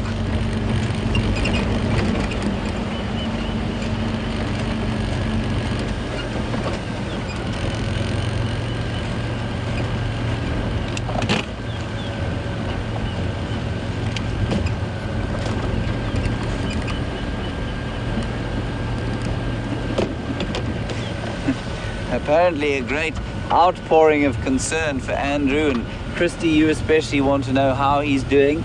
Andrew, I think I'm going to let you answer that yourself. How are you? I'm very good. He's as normal as is normal, basically. The welt on his head doesn't seem to be getting any worse. And his brain function seems to be fully functional, except his nose is obviously a lot better than it was before. He smelt those waterbuck from a mile off. So he's absolutely fine, everybody. Don't worry, I am monitoring him carefully.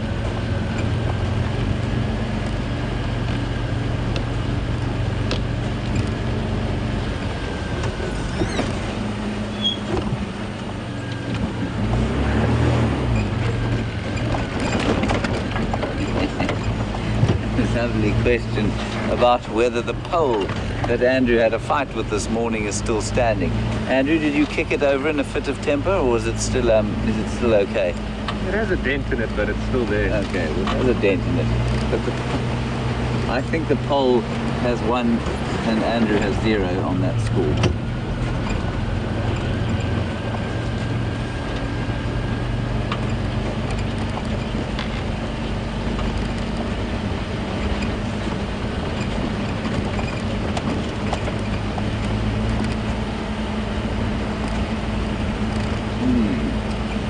I suppose I should have thought of this earlier, and a question has come through from Siberia about what traditional remedies there might be out here that we could put on Andrew's swollen head. And I think there are a few things that you can use a poultice for. I'm going to do a little bit of research next time I'm off air. I have a book with me, and we'll find some kind of a plant that we can make a poultice from, and we shall apply it to Andrew's head so that the swelling may go down. Very good idea. Thank you, Siberia. I can't believe I didn't think of that. I was about to feed him an aspirin, but I think we'll find something more traditional.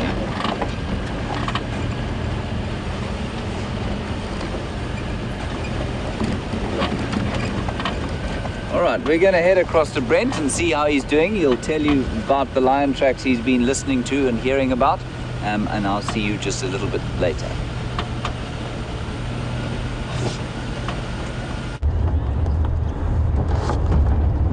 Welcome back, everyone. Unfortunately, that female leopard we were tracking crossed into Sibambili, and I just got a call on the radio from Ephraim saying there were very fresh male leopard tracks in this area, so we're going to see if we can find those tracks and see if hopefully it can lead us to the cat.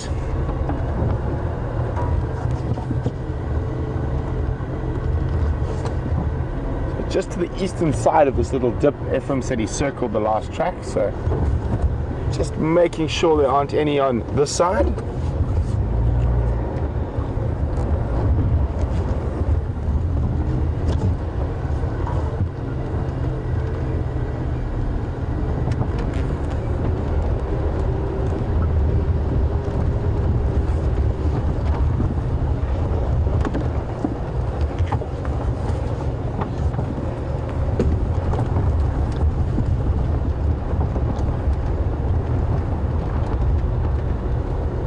You got your eyes open there, Vim?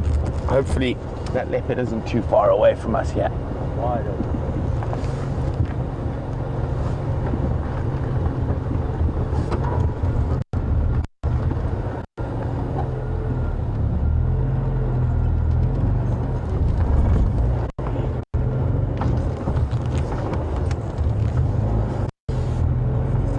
Here we go. I've got the leopard track. I don't drive off this little drift now. Yeah, you got it there, Bully. I'll show it to you.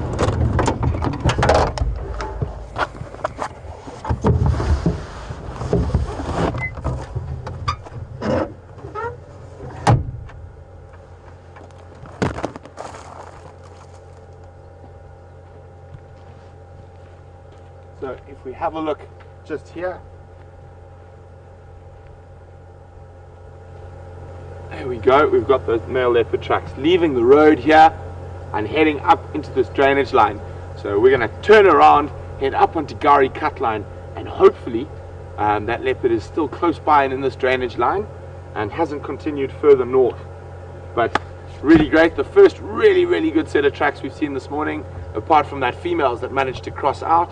So quite exciting, and I do love tracking, so let's go see if we can find this cat. Oh, lots of thorns. Stop me getting in the car. So we'll just take the shortcut.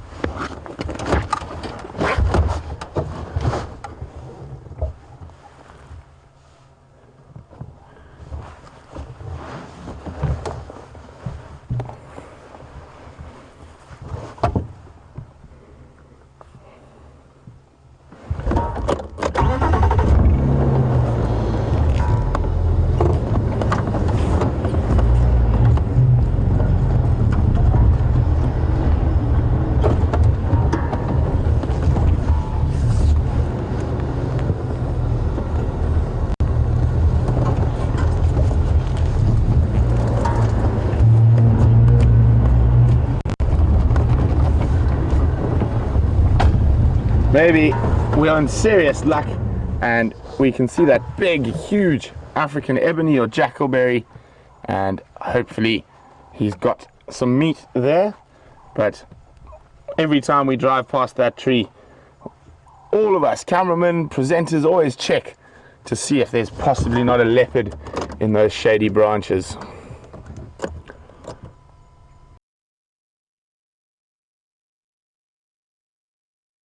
In those shady branches. The tracks are heading directly towards that tree.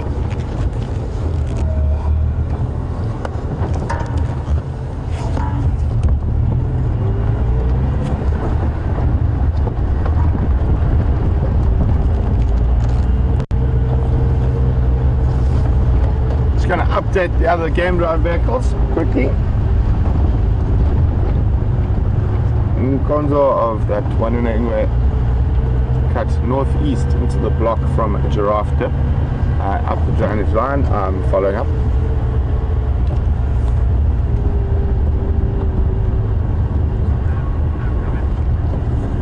So we're going to check very carefully to make sure he didn't come out onto the road.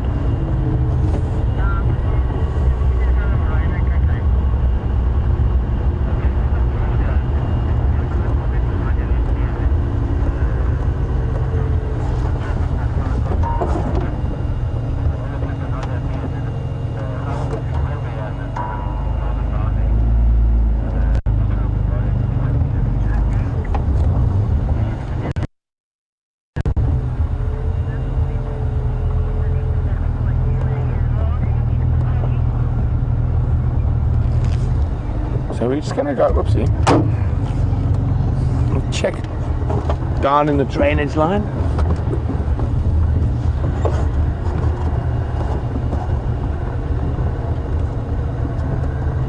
And almost no luck in this wonderfully large jackalberry. I'm going to see if we can find those tracks again down in this little drainage line. And it is possible that this could have been the leopard that was spotted on the Djuma cam, but unlikely. Ephraim says these tracks have come all the way from the Torchwood boundary, so that's right down to the east. So I'm quite sure he might have used one of these prominent game paths in this drainage line. So I'm going to go very slowly.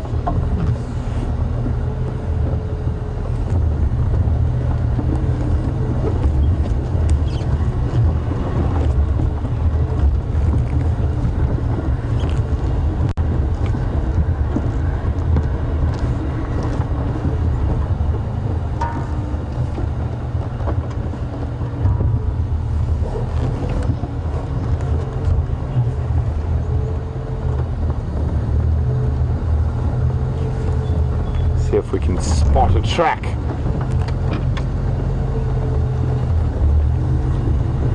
Anything on that game path there, Wildy?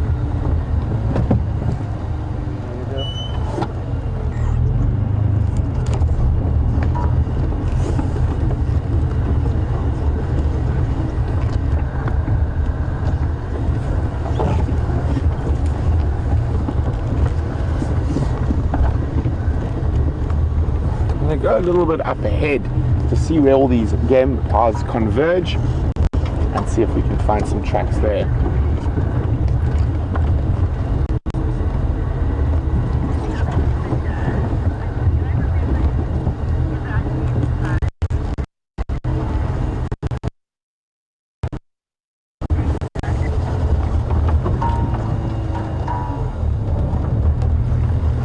So, chatting about leopards we're not sure about. MW Fisher, welcome. Want to know if there's been any further updates on the leopard, that very unrelaxed, skittish male leopard that Andrew and I saw before I went on leave. As far as I know, he has been seen a few times to the north in Buffelshoek and hasn't made any forays down to Djuma again that we know about. But that is, he could have quite easily with us missing him. I'm going to have just a quick walk over this nice sandy patch here and check for tracks.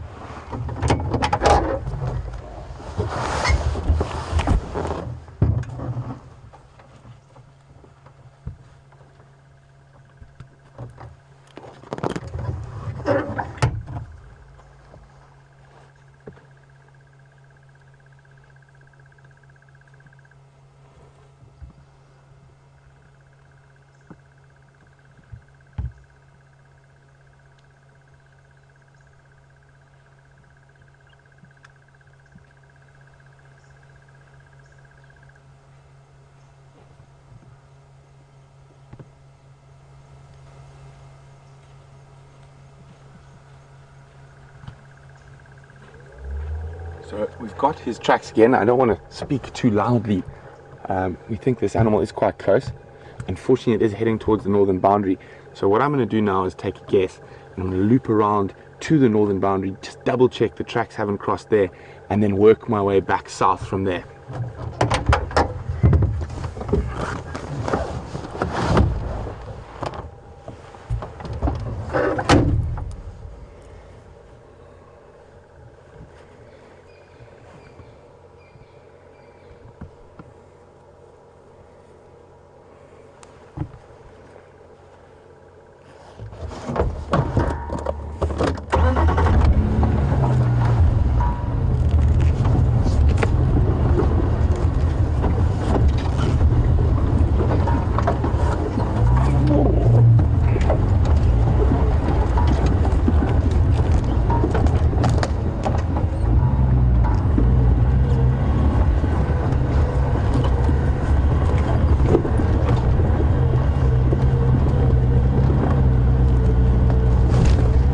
everyone as we go over this edge of the termite mound. Wildy, don't slide off. Try harder than that. I think that's a challenge. I think Wildebeest wants me to try lose a cameraman today. Sorry, those of you who might not know why I'm calling him Wildy or Wildebeest. That is Virm's nickname. And I think, when was it, last year or early this year, Virm filmed the birth of a baby wildebeest, and somehow from then on became known as the wildebeest. I'm just going to sit up a little bit here, and look down into this drainage line. Maybe we might even spot him from above.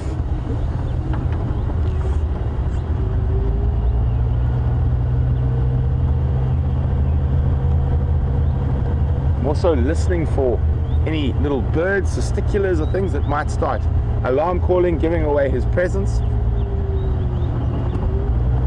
The one thing I am hoping is he hasn't taken one of the prominent game paths that go off into that very thick block.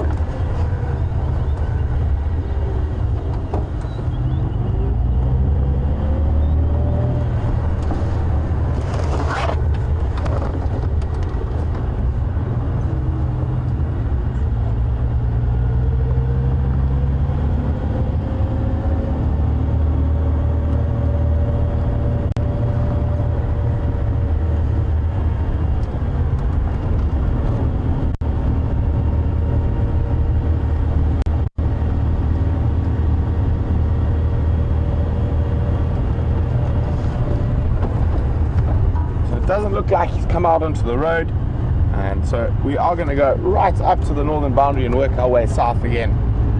That's probably our best chance of being able to find this animal unless it's crossed out.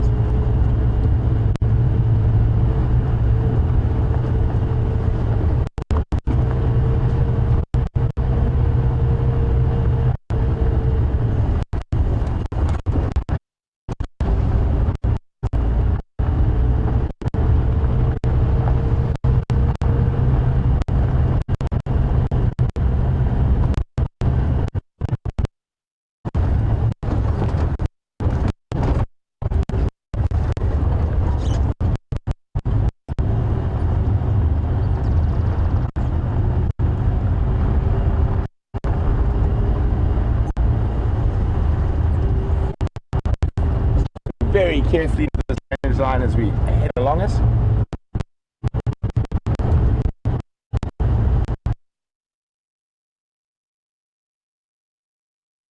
To move her lips a bit more. Yeah.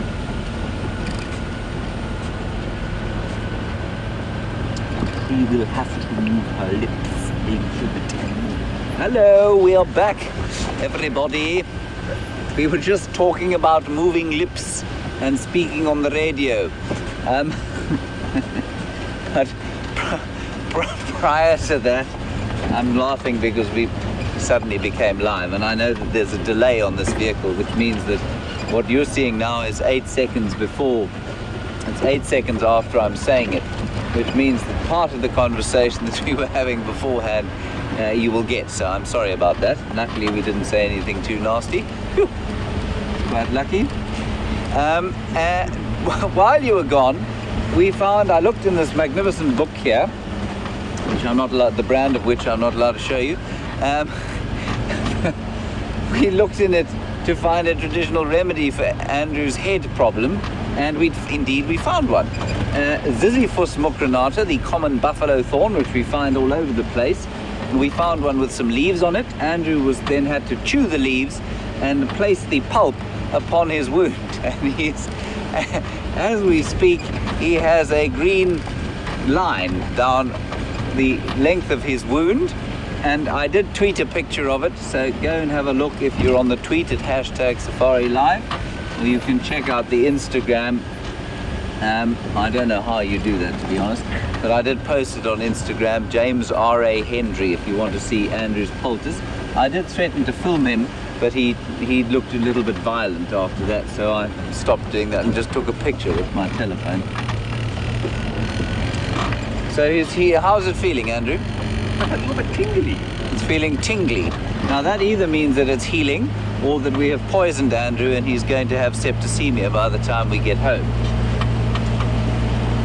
The book did assure me though that it was a foolproof remedy. I'm quite lucky out here in the winter to find a ziziphus with a few leaves left on it.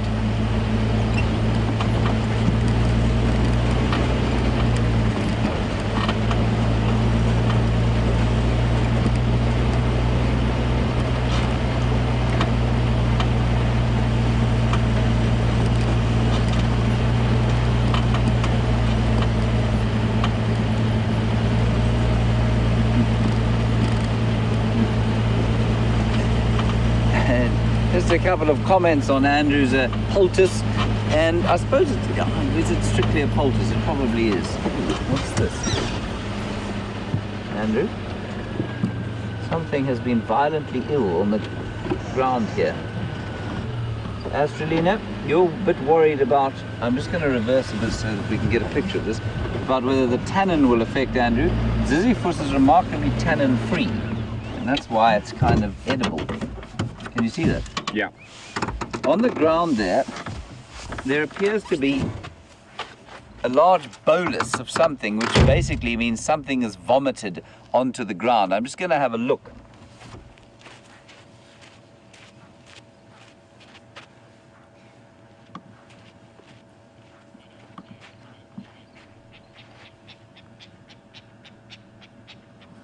There are some hyena tracks, so maybe a hyena was sick.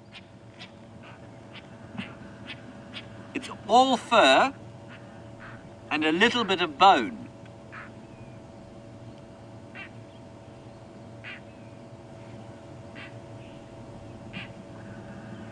That is remarkable. Looks like some sort of leg bone. Definitely a hyena. There are hyena tracks coming up and down the road and an elephant track, but if this is what an elephant's eating, I don't want to meet this elephant. So quite interesting. I mean, normally I would have thought that the hyena would pass most of that through and actually be able to digest it, but perhaps it found just some skin and ate the skin, and the stomach couldn't contain it, and so it eventually just vomited up the last of the bones and a bit of that hair. There's lots and lots of hair there. Very interesting. Feeling quite queasy now.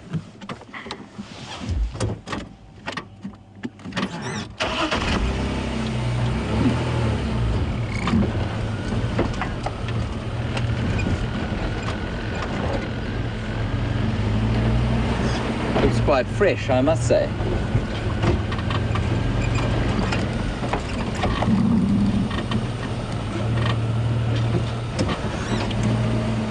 Andrew, I'm going, oh no, don't worry about it. It was a rattling testicular. It's just, we hear them all the time. They so seldom sit still. And that one sat still until I stopped the car and then flew off. So often I talk about them, but it's almost impossible to show them.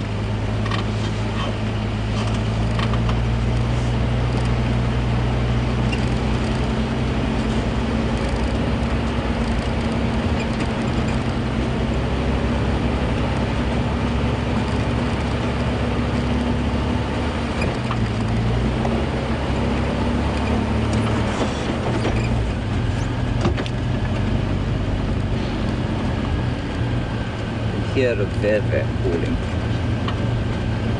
There it is.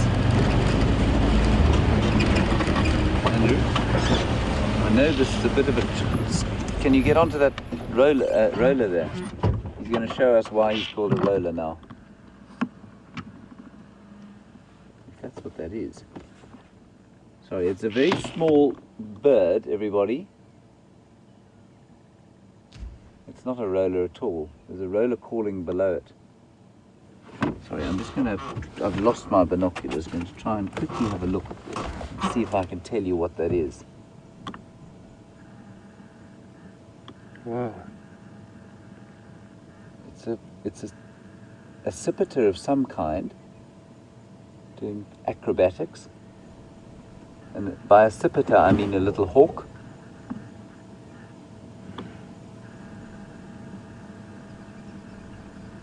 Oh, I wonder what... I really don't know which one it is. Maybe an African goshawk?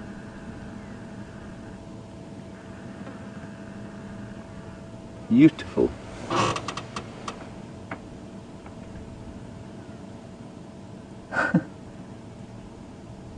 I've never seen them do this before. And it's a bit of a territorial display, I think.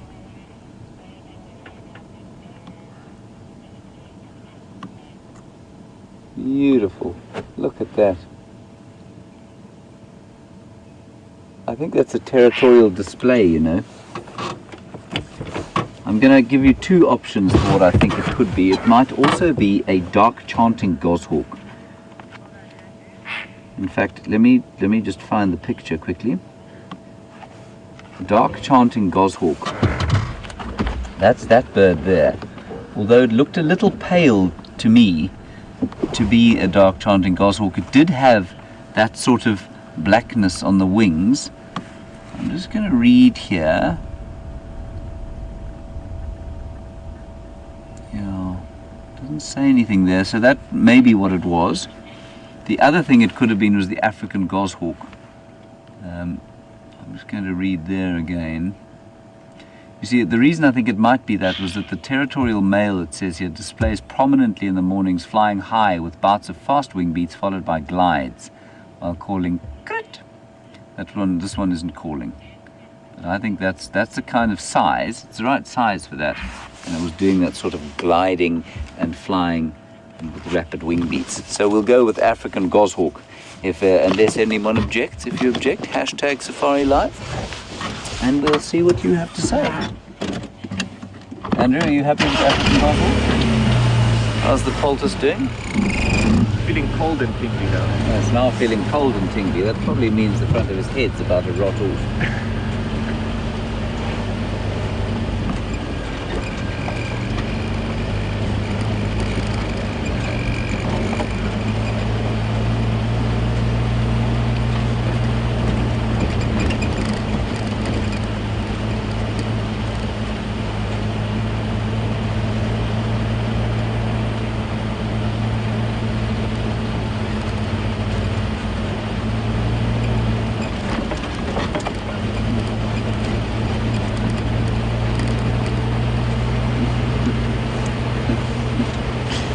And as we drive away from that mercifully odorless bolus vomit that we found on the road there, Marianne says she's feeling queasy. Well, so am I. Marianne might be having breakfast for a little while.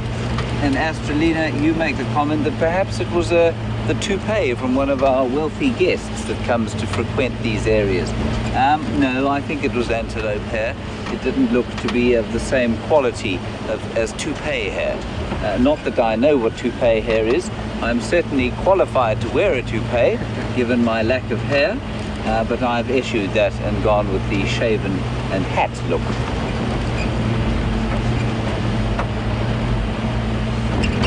Unlike my colleagues Brent and Scott, who still have enormous amounts of hair sprouting from their heads, as does Jamie.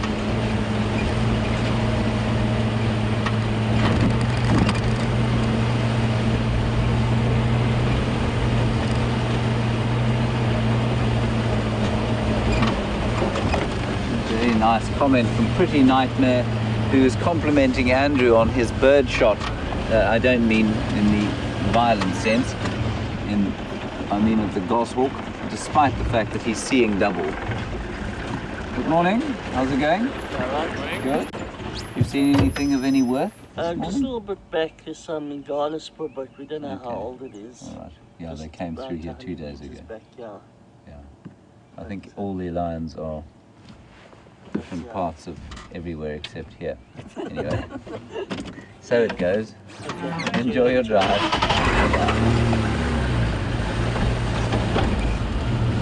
So that's one of the landowners from Buffelshoek. And Buffelshoek is the reserve just north of us, and lots of different landowners there. And very few of the lodges there are run commercially, so they come. It's quite nice, really, if you can have that as your private hobby farm.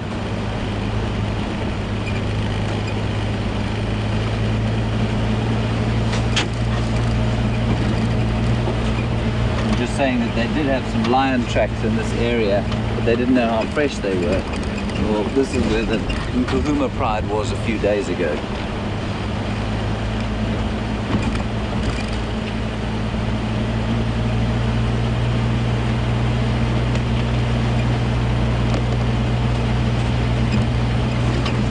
And then just to reiterate, you may be wondering sometimes why we don't show rhino, or if we get them in the area.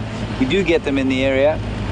We don't show them their tracks or their middens or anything like that because of the poaching scourge that is currently really turning into something of a catastrophe in southern Africa at the moment. And while it's okay on the private reserves, we seem to be on top of the poaching problem. Certainly in the national parks it's still an issue. So we don't want to create any kind of space where potential poachers could see where we have rhino, or if we have rhinos. Certainly not as many as there used to be around here. So that's why you don't see them on WildEarth. Hopefully one day that will change.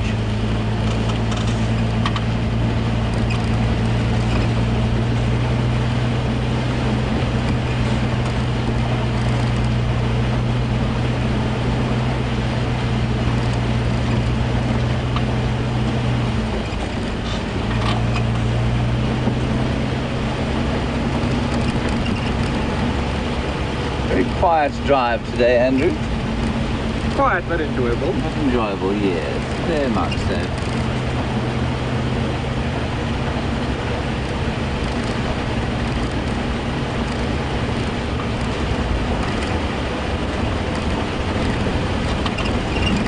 Going to roll down this hill and see if we can hear anything interesting. Jiga is not the quietest old girl in the world.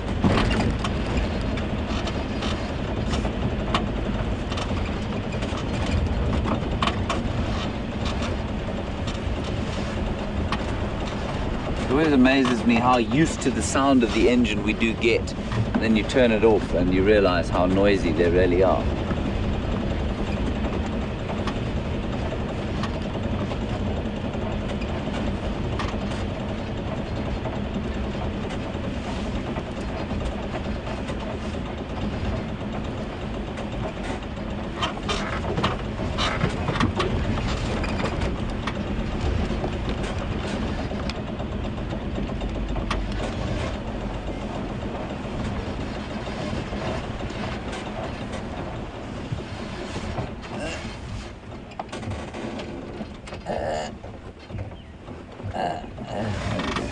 We're over the top there.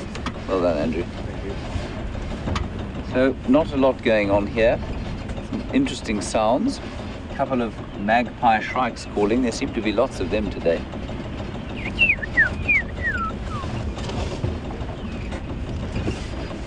Let's just stop here.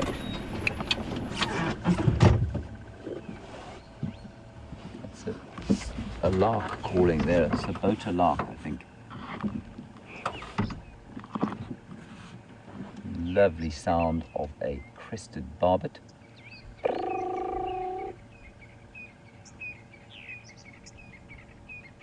And a real francolin calling in the distance.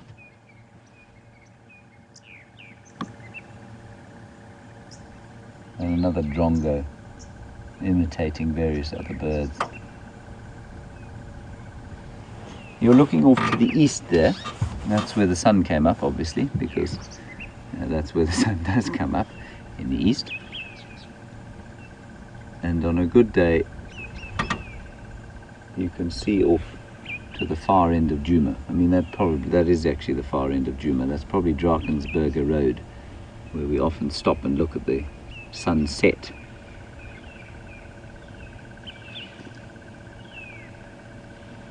Lovely polarized light from this cloud.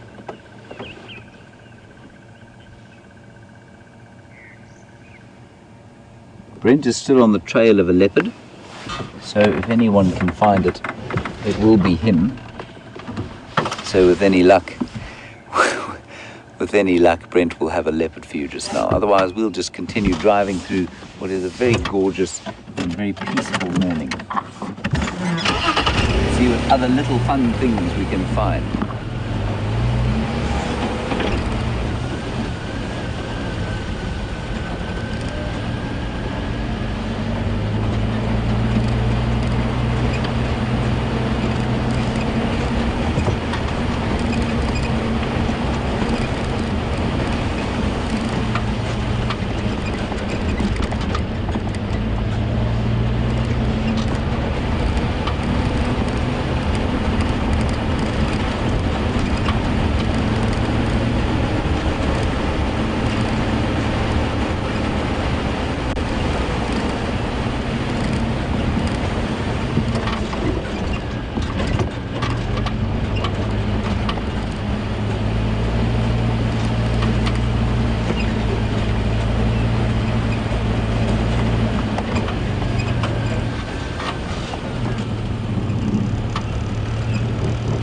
we're driving along here looking at not very much at all.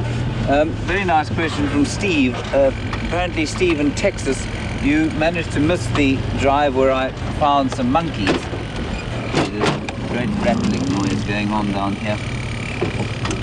There's that then. Never mind, it's gone now. Steve, primates, you want to know if they're rare in South Africa? We do get primates here. There are 2 different kinds or 3 different kinds that we get in this area. One of them, of course, is the vervet monkey, and that is quite common, you know. It's not uncommon at all.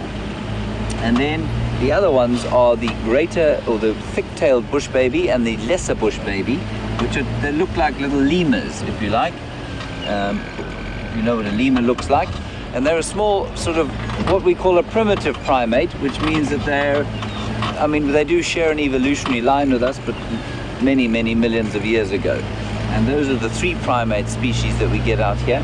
In South Africa in general, the only other primate that we get is something called a samango monkey. Oh, of course we also get baboons, so there are 4 primates that we get out here. Baboons are the other obvious ones that we do sometimes see out here. We don't seem to see them very often though. I'm not sure why it is that baboons seem to be so rare in this area. In fact, we were having a discussion on it the other day, and there used to be a baboon troop quite regularly seen called the Gowrie Gang, which I think is an entirely appropriate name for a troop of baboons. They really are like a gang of criminals, but we don't see them, and we see them very infrequently. Some around Arathusa, and sometimes I see their tracks going into Torchwood, and otherwise not a huge number of baboons. So those are the primate species that we get out here. Thanks, Steve. Good question. Far greater numbers of primates up into East Africa, and obviously in the rainforests of the Congo Basin, and around there you get the iconic gorillas and chimpanzees, the great apes.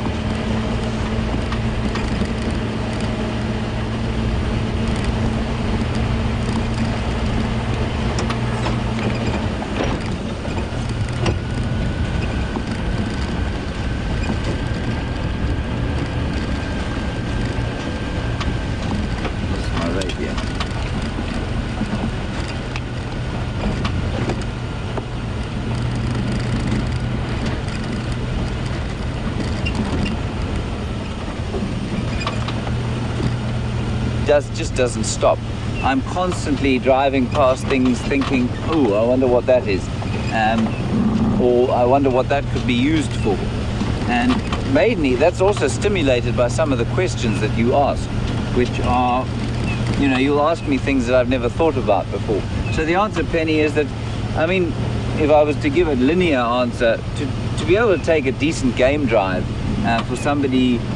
for an international tourist who doesn't know too much about the bush, I don't think it takes much longer if you've got half a brain than 6 months to learn how to do it. But you only learn the craft many, many years after that. You only perfect it many years after that.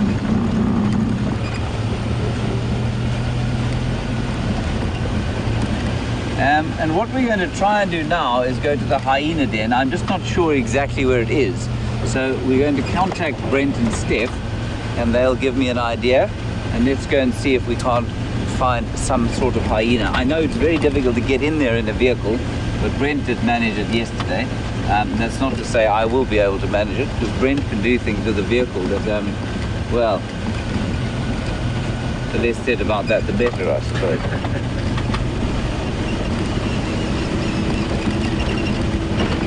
Let us just say he is not afraid.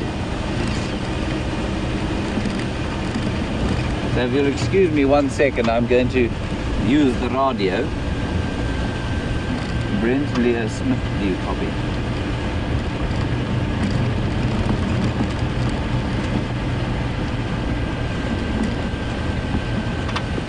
Brent Leah Smith, Scott or Steph, do you copy?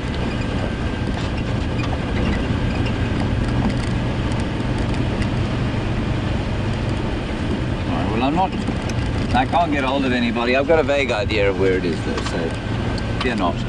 We'll head towards that area. Because there ain't a lot else going on out here.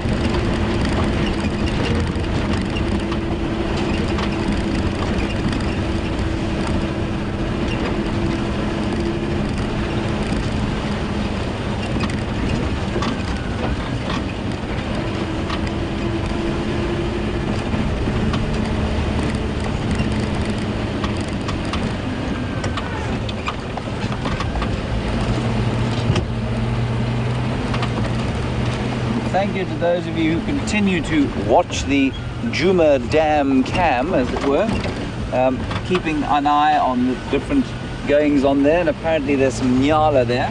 So if you're tired of looking at my ugly mug, perhaps switch over to that particular camera. Have a look there. The hyena den is not too far from here, so that's where we're going to try and go now. Brent is still on foot, tracking the leopard.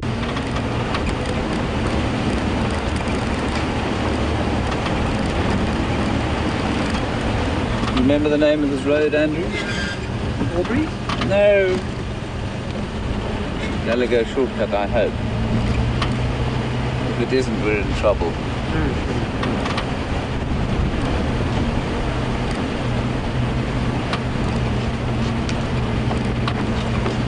Hello. Oh, elephant.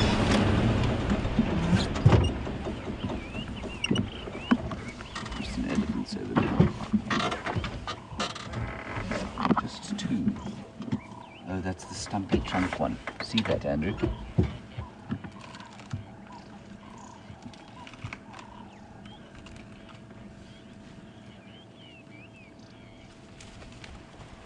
See, that's a stumpy-tailed, stumpy-trunked elephant. Look at that. It's a really nice view of that strange trunk. It's fascinating to think about how she lost it. I'm just going to go a little bit forward.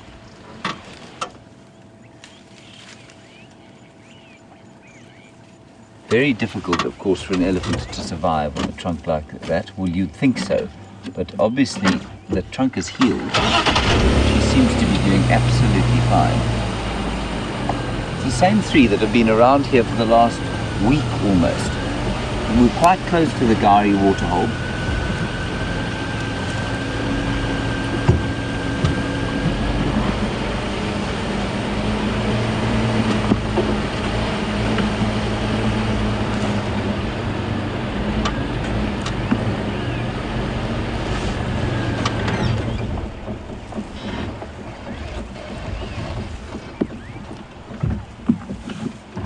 Now you can notice immediately how much more relaxed these ones were than the other three we saw. They're totally at peace. They gave us a look as we came up, but they're absolutely relaxed now, carrying on about their feeding, not worried about us in the slightest.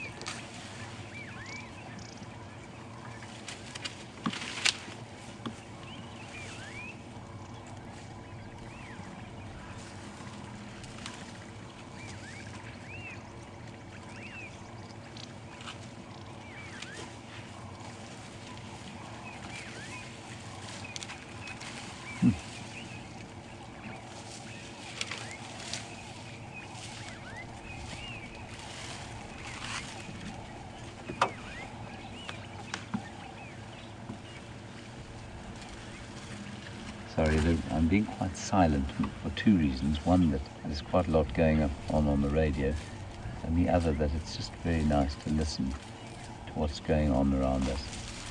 Different pulling, the breaking of the branches and leaves, and the lovely dove calling in the distance.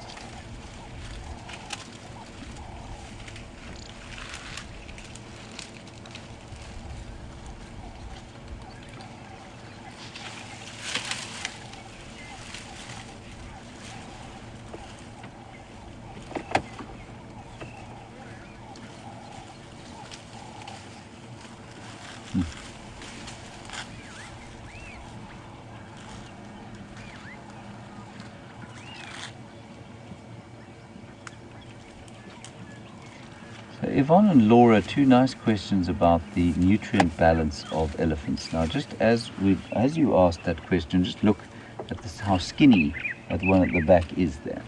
They do struggle in winter. There's no question that things are a little tougher when the winter isn't here, at least when the rain isn't here, and they're having to eat trees and bark. And Yvonne, you asked the question about the inner bark, and surely the bulk isn't enough. And yeah, absolutely, they definitely eat, or they can certainly process less during the winter than they do in summertime. But there are remarkable in the way that they're able to make use of all sorts of different kinds of food sources. So the main thing that they're eating now, Yvonne, as you point out correctly, is inner bark. So they're biting off trees. You can see them chewing there. That one's actually chewing a guarri bush, which is very unusual. That means things are really getting quite tough. If she's eating guarri, it means that yeah, there's not a lot else to eat. But that inner bark basically is the vascular tissue of the plant, and it's where the plant's nutrients are kept, and it tends to be the most nutritious part of the twigs and sticks that are eaten. But absolutely the bulk is difficult to keep up, and they definitely lose weight during the winter time. And some of these elephants are starting to look a little bit skinny, especially some of the pregnant females.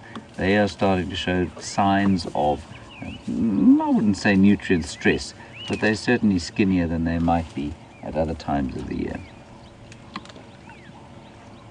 And then just to answer a question that came all the way from Niagara Falls, perhaps where there's always a lot of water.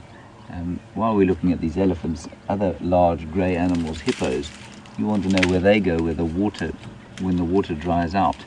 Well, the answer is that they find other water basically. And there's a huge river to the south of us called the Sand River, and it very, very, very seldom dries out completely. And then even further south of that is the Sabi River, and hippo will simply travel. They can walk big distances, they know where the water is, and they'll just travel down to the water wherever it happens to be. And yes, there'll be a lot more conflict when there isn't water around, or when the water is more sparse, because the territorial bulls will start to fight over water. I'll sneak a little bit forward here. I don't want to spend too long here. I would like to try and find that hyena den. You can just see the elephants there eating that inner bark, or trying to eat the inner bark. We'll just see if this one picks off a piece of tree and tries to eat the inner bark.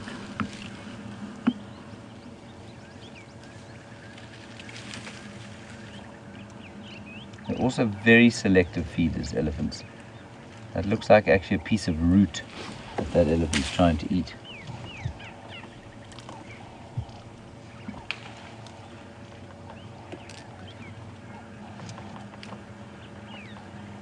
And then we have been seeing these 3 elephants for the last sort of week or so on their own.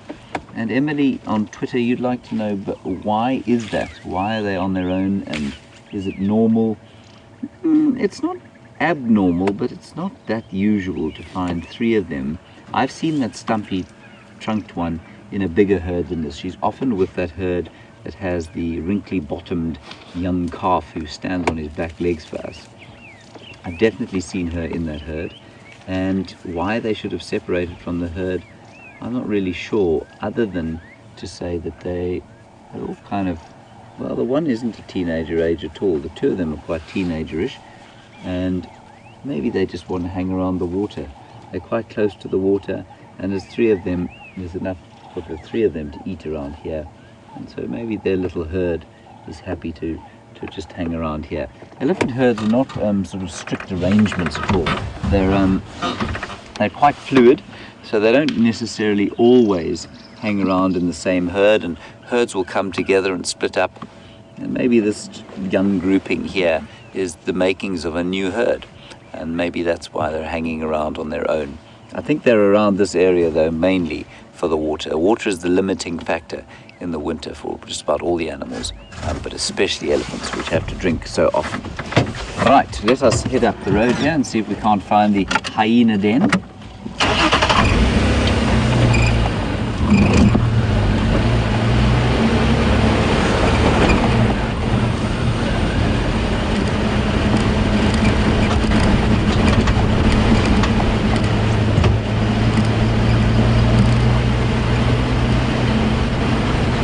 Somewhere up here on this road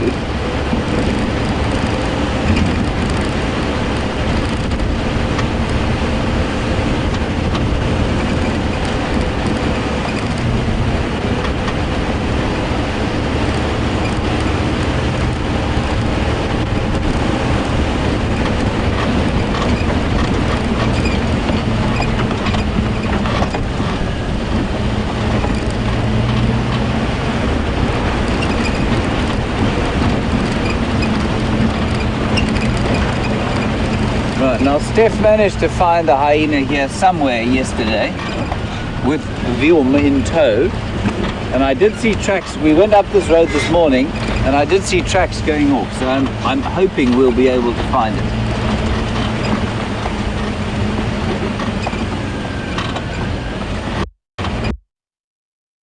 Buffalo.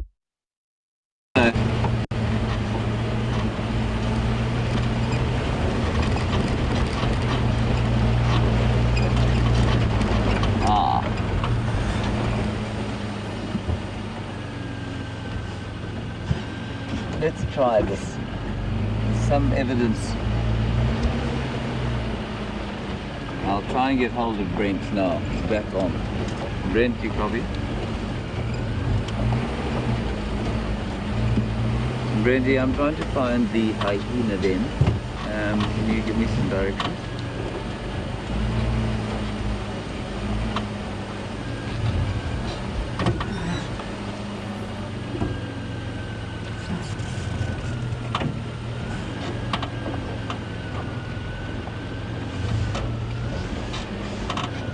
Copy, thanks. Right, I think we're in the right place. He says just north of the first drainage line, which is where we are. And he said he left a guarri branch on the road. Did you not see the guarri branch on the road? I think... Can you see one? No. No. Can't No. confirm it. Okay. We're going to just sneak in here and see what we can see first. Maybe a little bit further that way.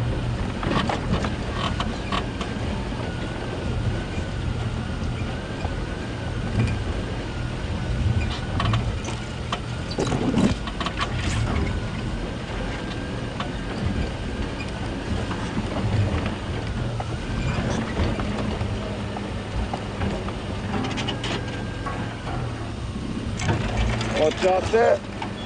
All good.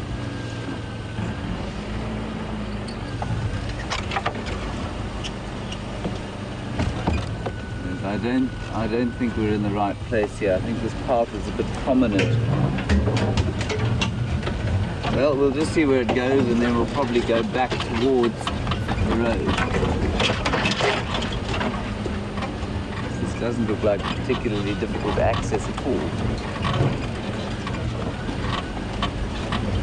Fear not, people.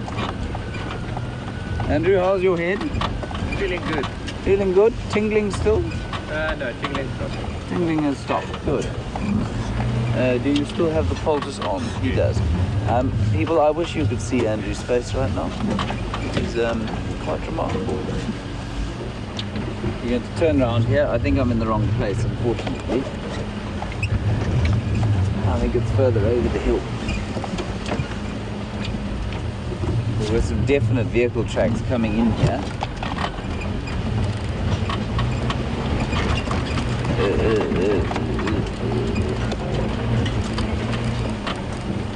I'm just quickly going to stop here. This tree here, quickly, Andrew, if you don't mind, is not a buffalo thorn, it's a torchwood. And so often we just see the huge, beautiful trees that they are, but they grow up like this, and this given rise to their other name, the green thorn. And this is what the leaves look like. They have photosynthetic stems. That's why they're green like that. So the whole plant produces carbohydrates for the rest of the tree. It's not just the leaves, but the stems are also photosynthetic. You can see they're green, carrying chlorophyll. Right, just a quick aside. Cameo for the green thorn, and we carry on to the hyena with any luck.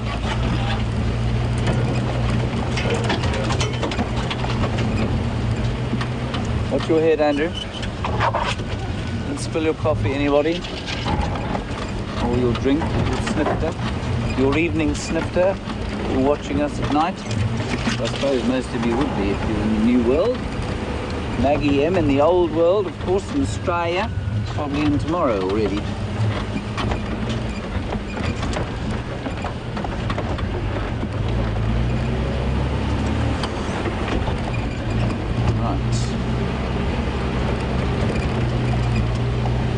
Be going in the entirely wrong direction, but I don't think I am.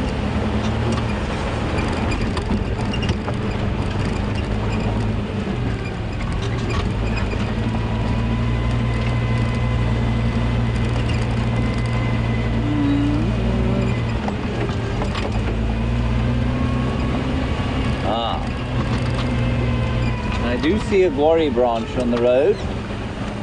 Here we go. Okay, this is it, everybody. Hold on tight. Take your dentures out. Right, we're going to nip across to Brent. I think he's got something far more exciting than me bashing through the bush here. If I find the hyenas, we'll come back to you. But otherwise, go to Brent and enjoy what he has managed to find.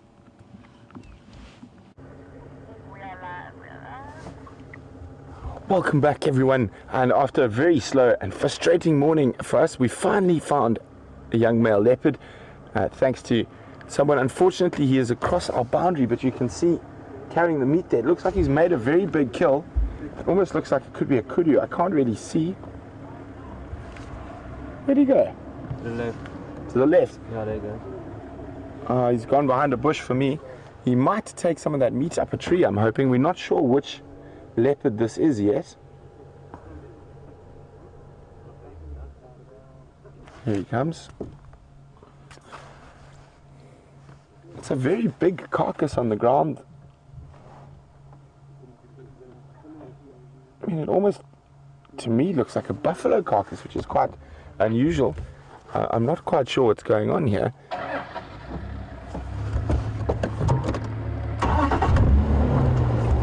We'll have a look at the main piece of the carcass shortly. We're going to stick with him. As I said, unfortunately, he's just across our boundary, but we will stay with him.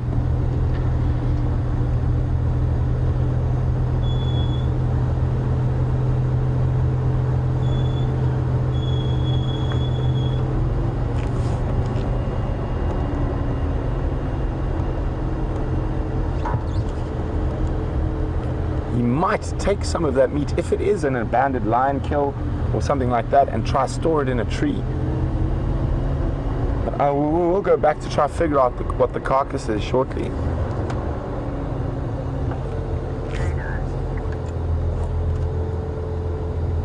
So guys, see if you can try to figure out which leopard this is.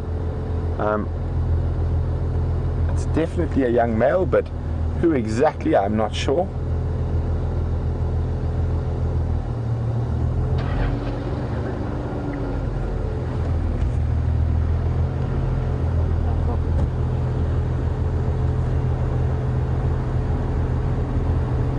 Looks like he's fortunately bringing that meat closer and closer to us here on the boundary. He is walking slightly towards us, but also parallel to the boundary road. And I think he's quite worried that hyenas might get into this situation. It is a very big piece of meat.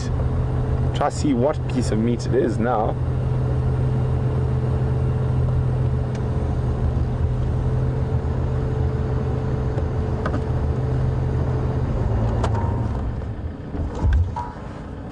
Still trying to figure out who it might be. I have my suspicions.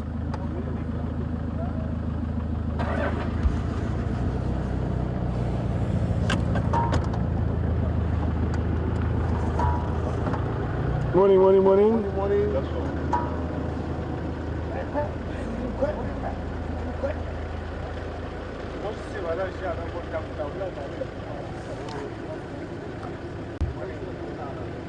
I'm trying, it actually looks like it might be a piece of the lungs he's carrying at the moment.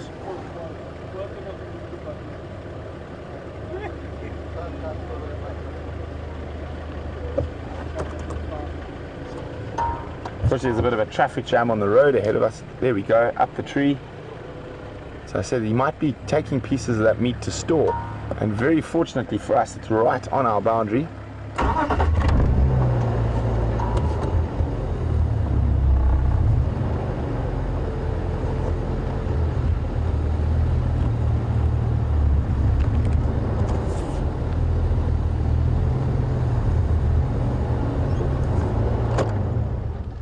Whoops, nearly dropped that.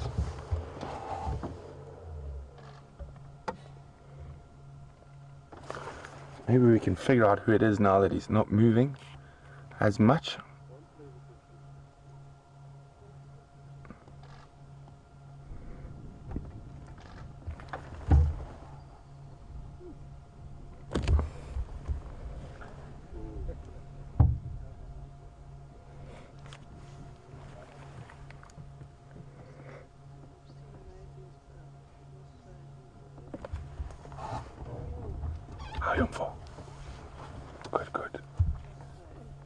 Thanks, Tex. Yeesh. It's been quiet today. That other one is deep in that, where that drainage line goes into lots of different places. So guys, obviously we were quite excited about finding this leopard, but just to give you an update on the other leopard tracks we were tracking earlier that went into that drainage line, those leopard tracks, I managed to find that leopard on foot, and unfortunately it was in an area where we couldn't get the vehicle, and then we just heard over the radio about this guy on the boundary, so we decided to take a chance and come see who it is.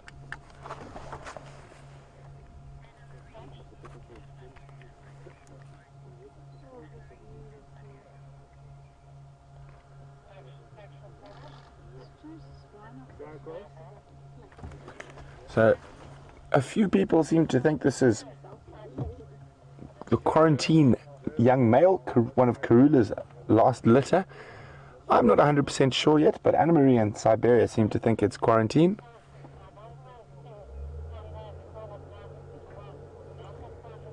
I think it's quarantine. That spot in his eye. VM thinks it's quarantine as well.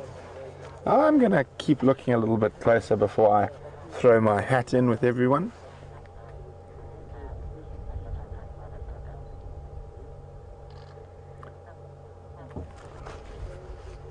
Yeah, he's going to come down. He might go try fetch another piece of meat. And I just heard a vulture land on that carcass on the ground, so he might be going to try chase the vulture off.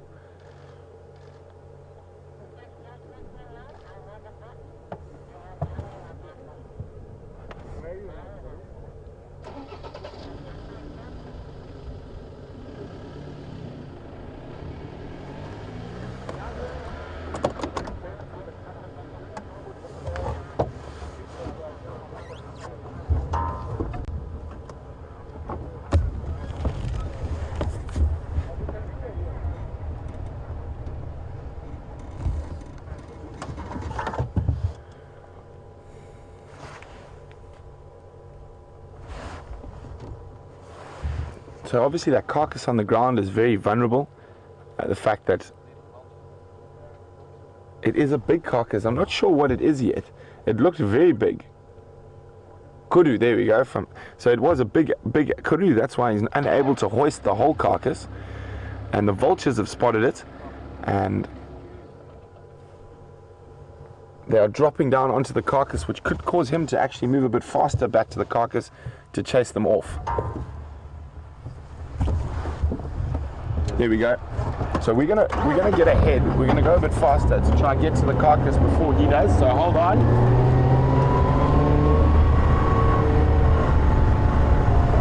See it yet, Tim?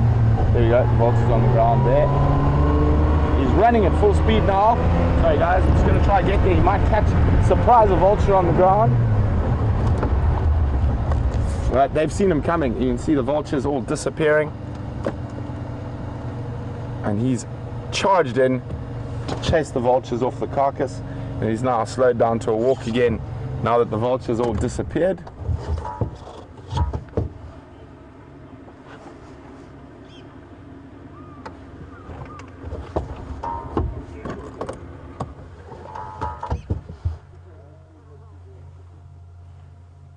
There he comes. We're about to see the rib cage of the carcass shortly, and there's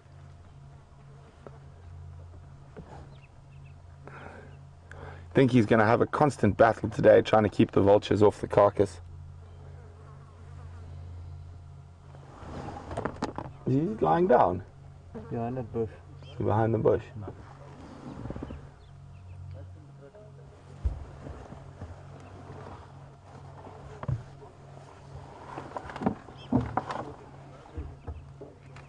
So he's just stopped behind that thicket, so we can't see him at all at the moment. Just waiting for him to either come back to the carcass, and you can see that red.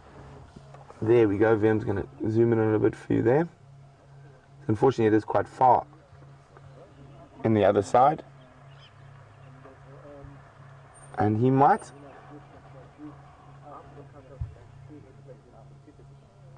lie down near the carcass to defend it from vultures. Obviously, the biggest threat is if hyenas had to come now. and they would definitely steal that from him. And you can see the vultures have spotted each other and they are now dropping down at a rate of knots.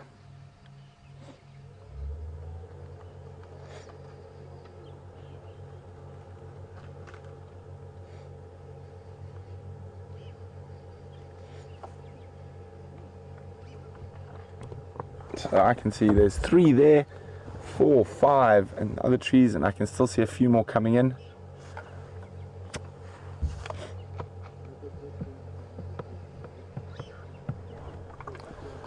I think he's lying down behind that bush to stay close to the carcass, to defend it from the vultures. And as I said, unfortunately other things like lions and hyenas might see those vultures dropping and come investigate as well. So we can see that thicket almost directly, there we go, well, it's probably behind there. You can see the vultures, we see the little red of the rib cage to the right, and then he's lying down in the thicket just to the left. But what a fantastic little cameo sighting we did have of this young male.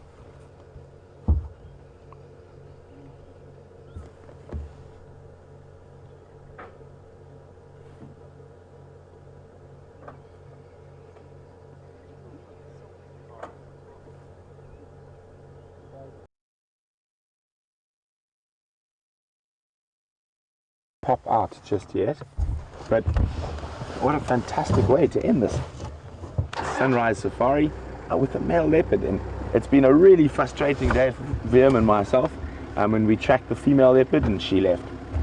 We actually found lion tracks right at the gate and they left. Then we actually found a leopard on foot, but we couldn't get a car there. So really nice after quite a frustrating morning to be able to end off with such a fantastic sighting. Lovely having him climb up the tree next to us. I'm still not 100% sure which leopard this is, but I think you guys are right. It probably is quarantine, and which makes me think the other young male leopard we found on foot could be Kunuma, very close to the Gowrie Dam. So hopefully he'll decide to pop out from that myriad of little drainage lines into the open. So keep an eye on the Djuma Dam cam during the day. There's a good chance he might pop down there for a drink. I'm going to try and move a little bit to see if we can maybe catch a rosette or two through the trees.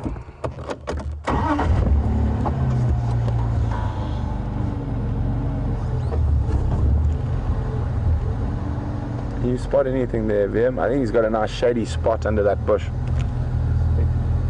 It is thick and it is quite far for us. Get a nice shot on the ribcage. If we go forward a bit or back? Say when?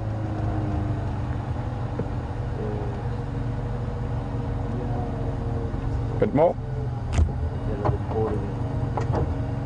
If we go a little bit forward, I've got a window through here. There?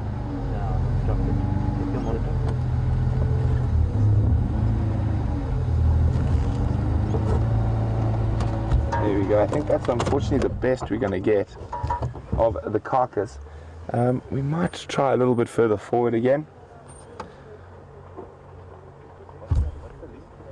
The link is either wildearth.tv or wildsafarilive.com, and twice 3-hour game drives a day from, well, about to be changing time shortly, so it'll be from 6 in the morning till 9, and then again from 3:30 to 6:30. Streaming live, yeah. So we're actually live right now, and that little beam up there is sending it to another thing that sends it to another thing. My job's to find animals. I don't know the technicals. That's why you're here, right? Exactly. Cheers, guys. Enjoy. Yep. So, guys, thanks very much for joining us. Unfortunately, there's a bit of traffic that's coming along here. It's been wonderful having you on safari with us, and we really do appreciate all your questions and our regular viewers. And if there are any new viewers, welcome. So hopefully, I'm sure either Scott or James will definitely come follow up on this leopard on the sunset safari. I'll be out tracking. So have a wonderful day or evening wherever you might be in the world, and we will see you soon. Cheers.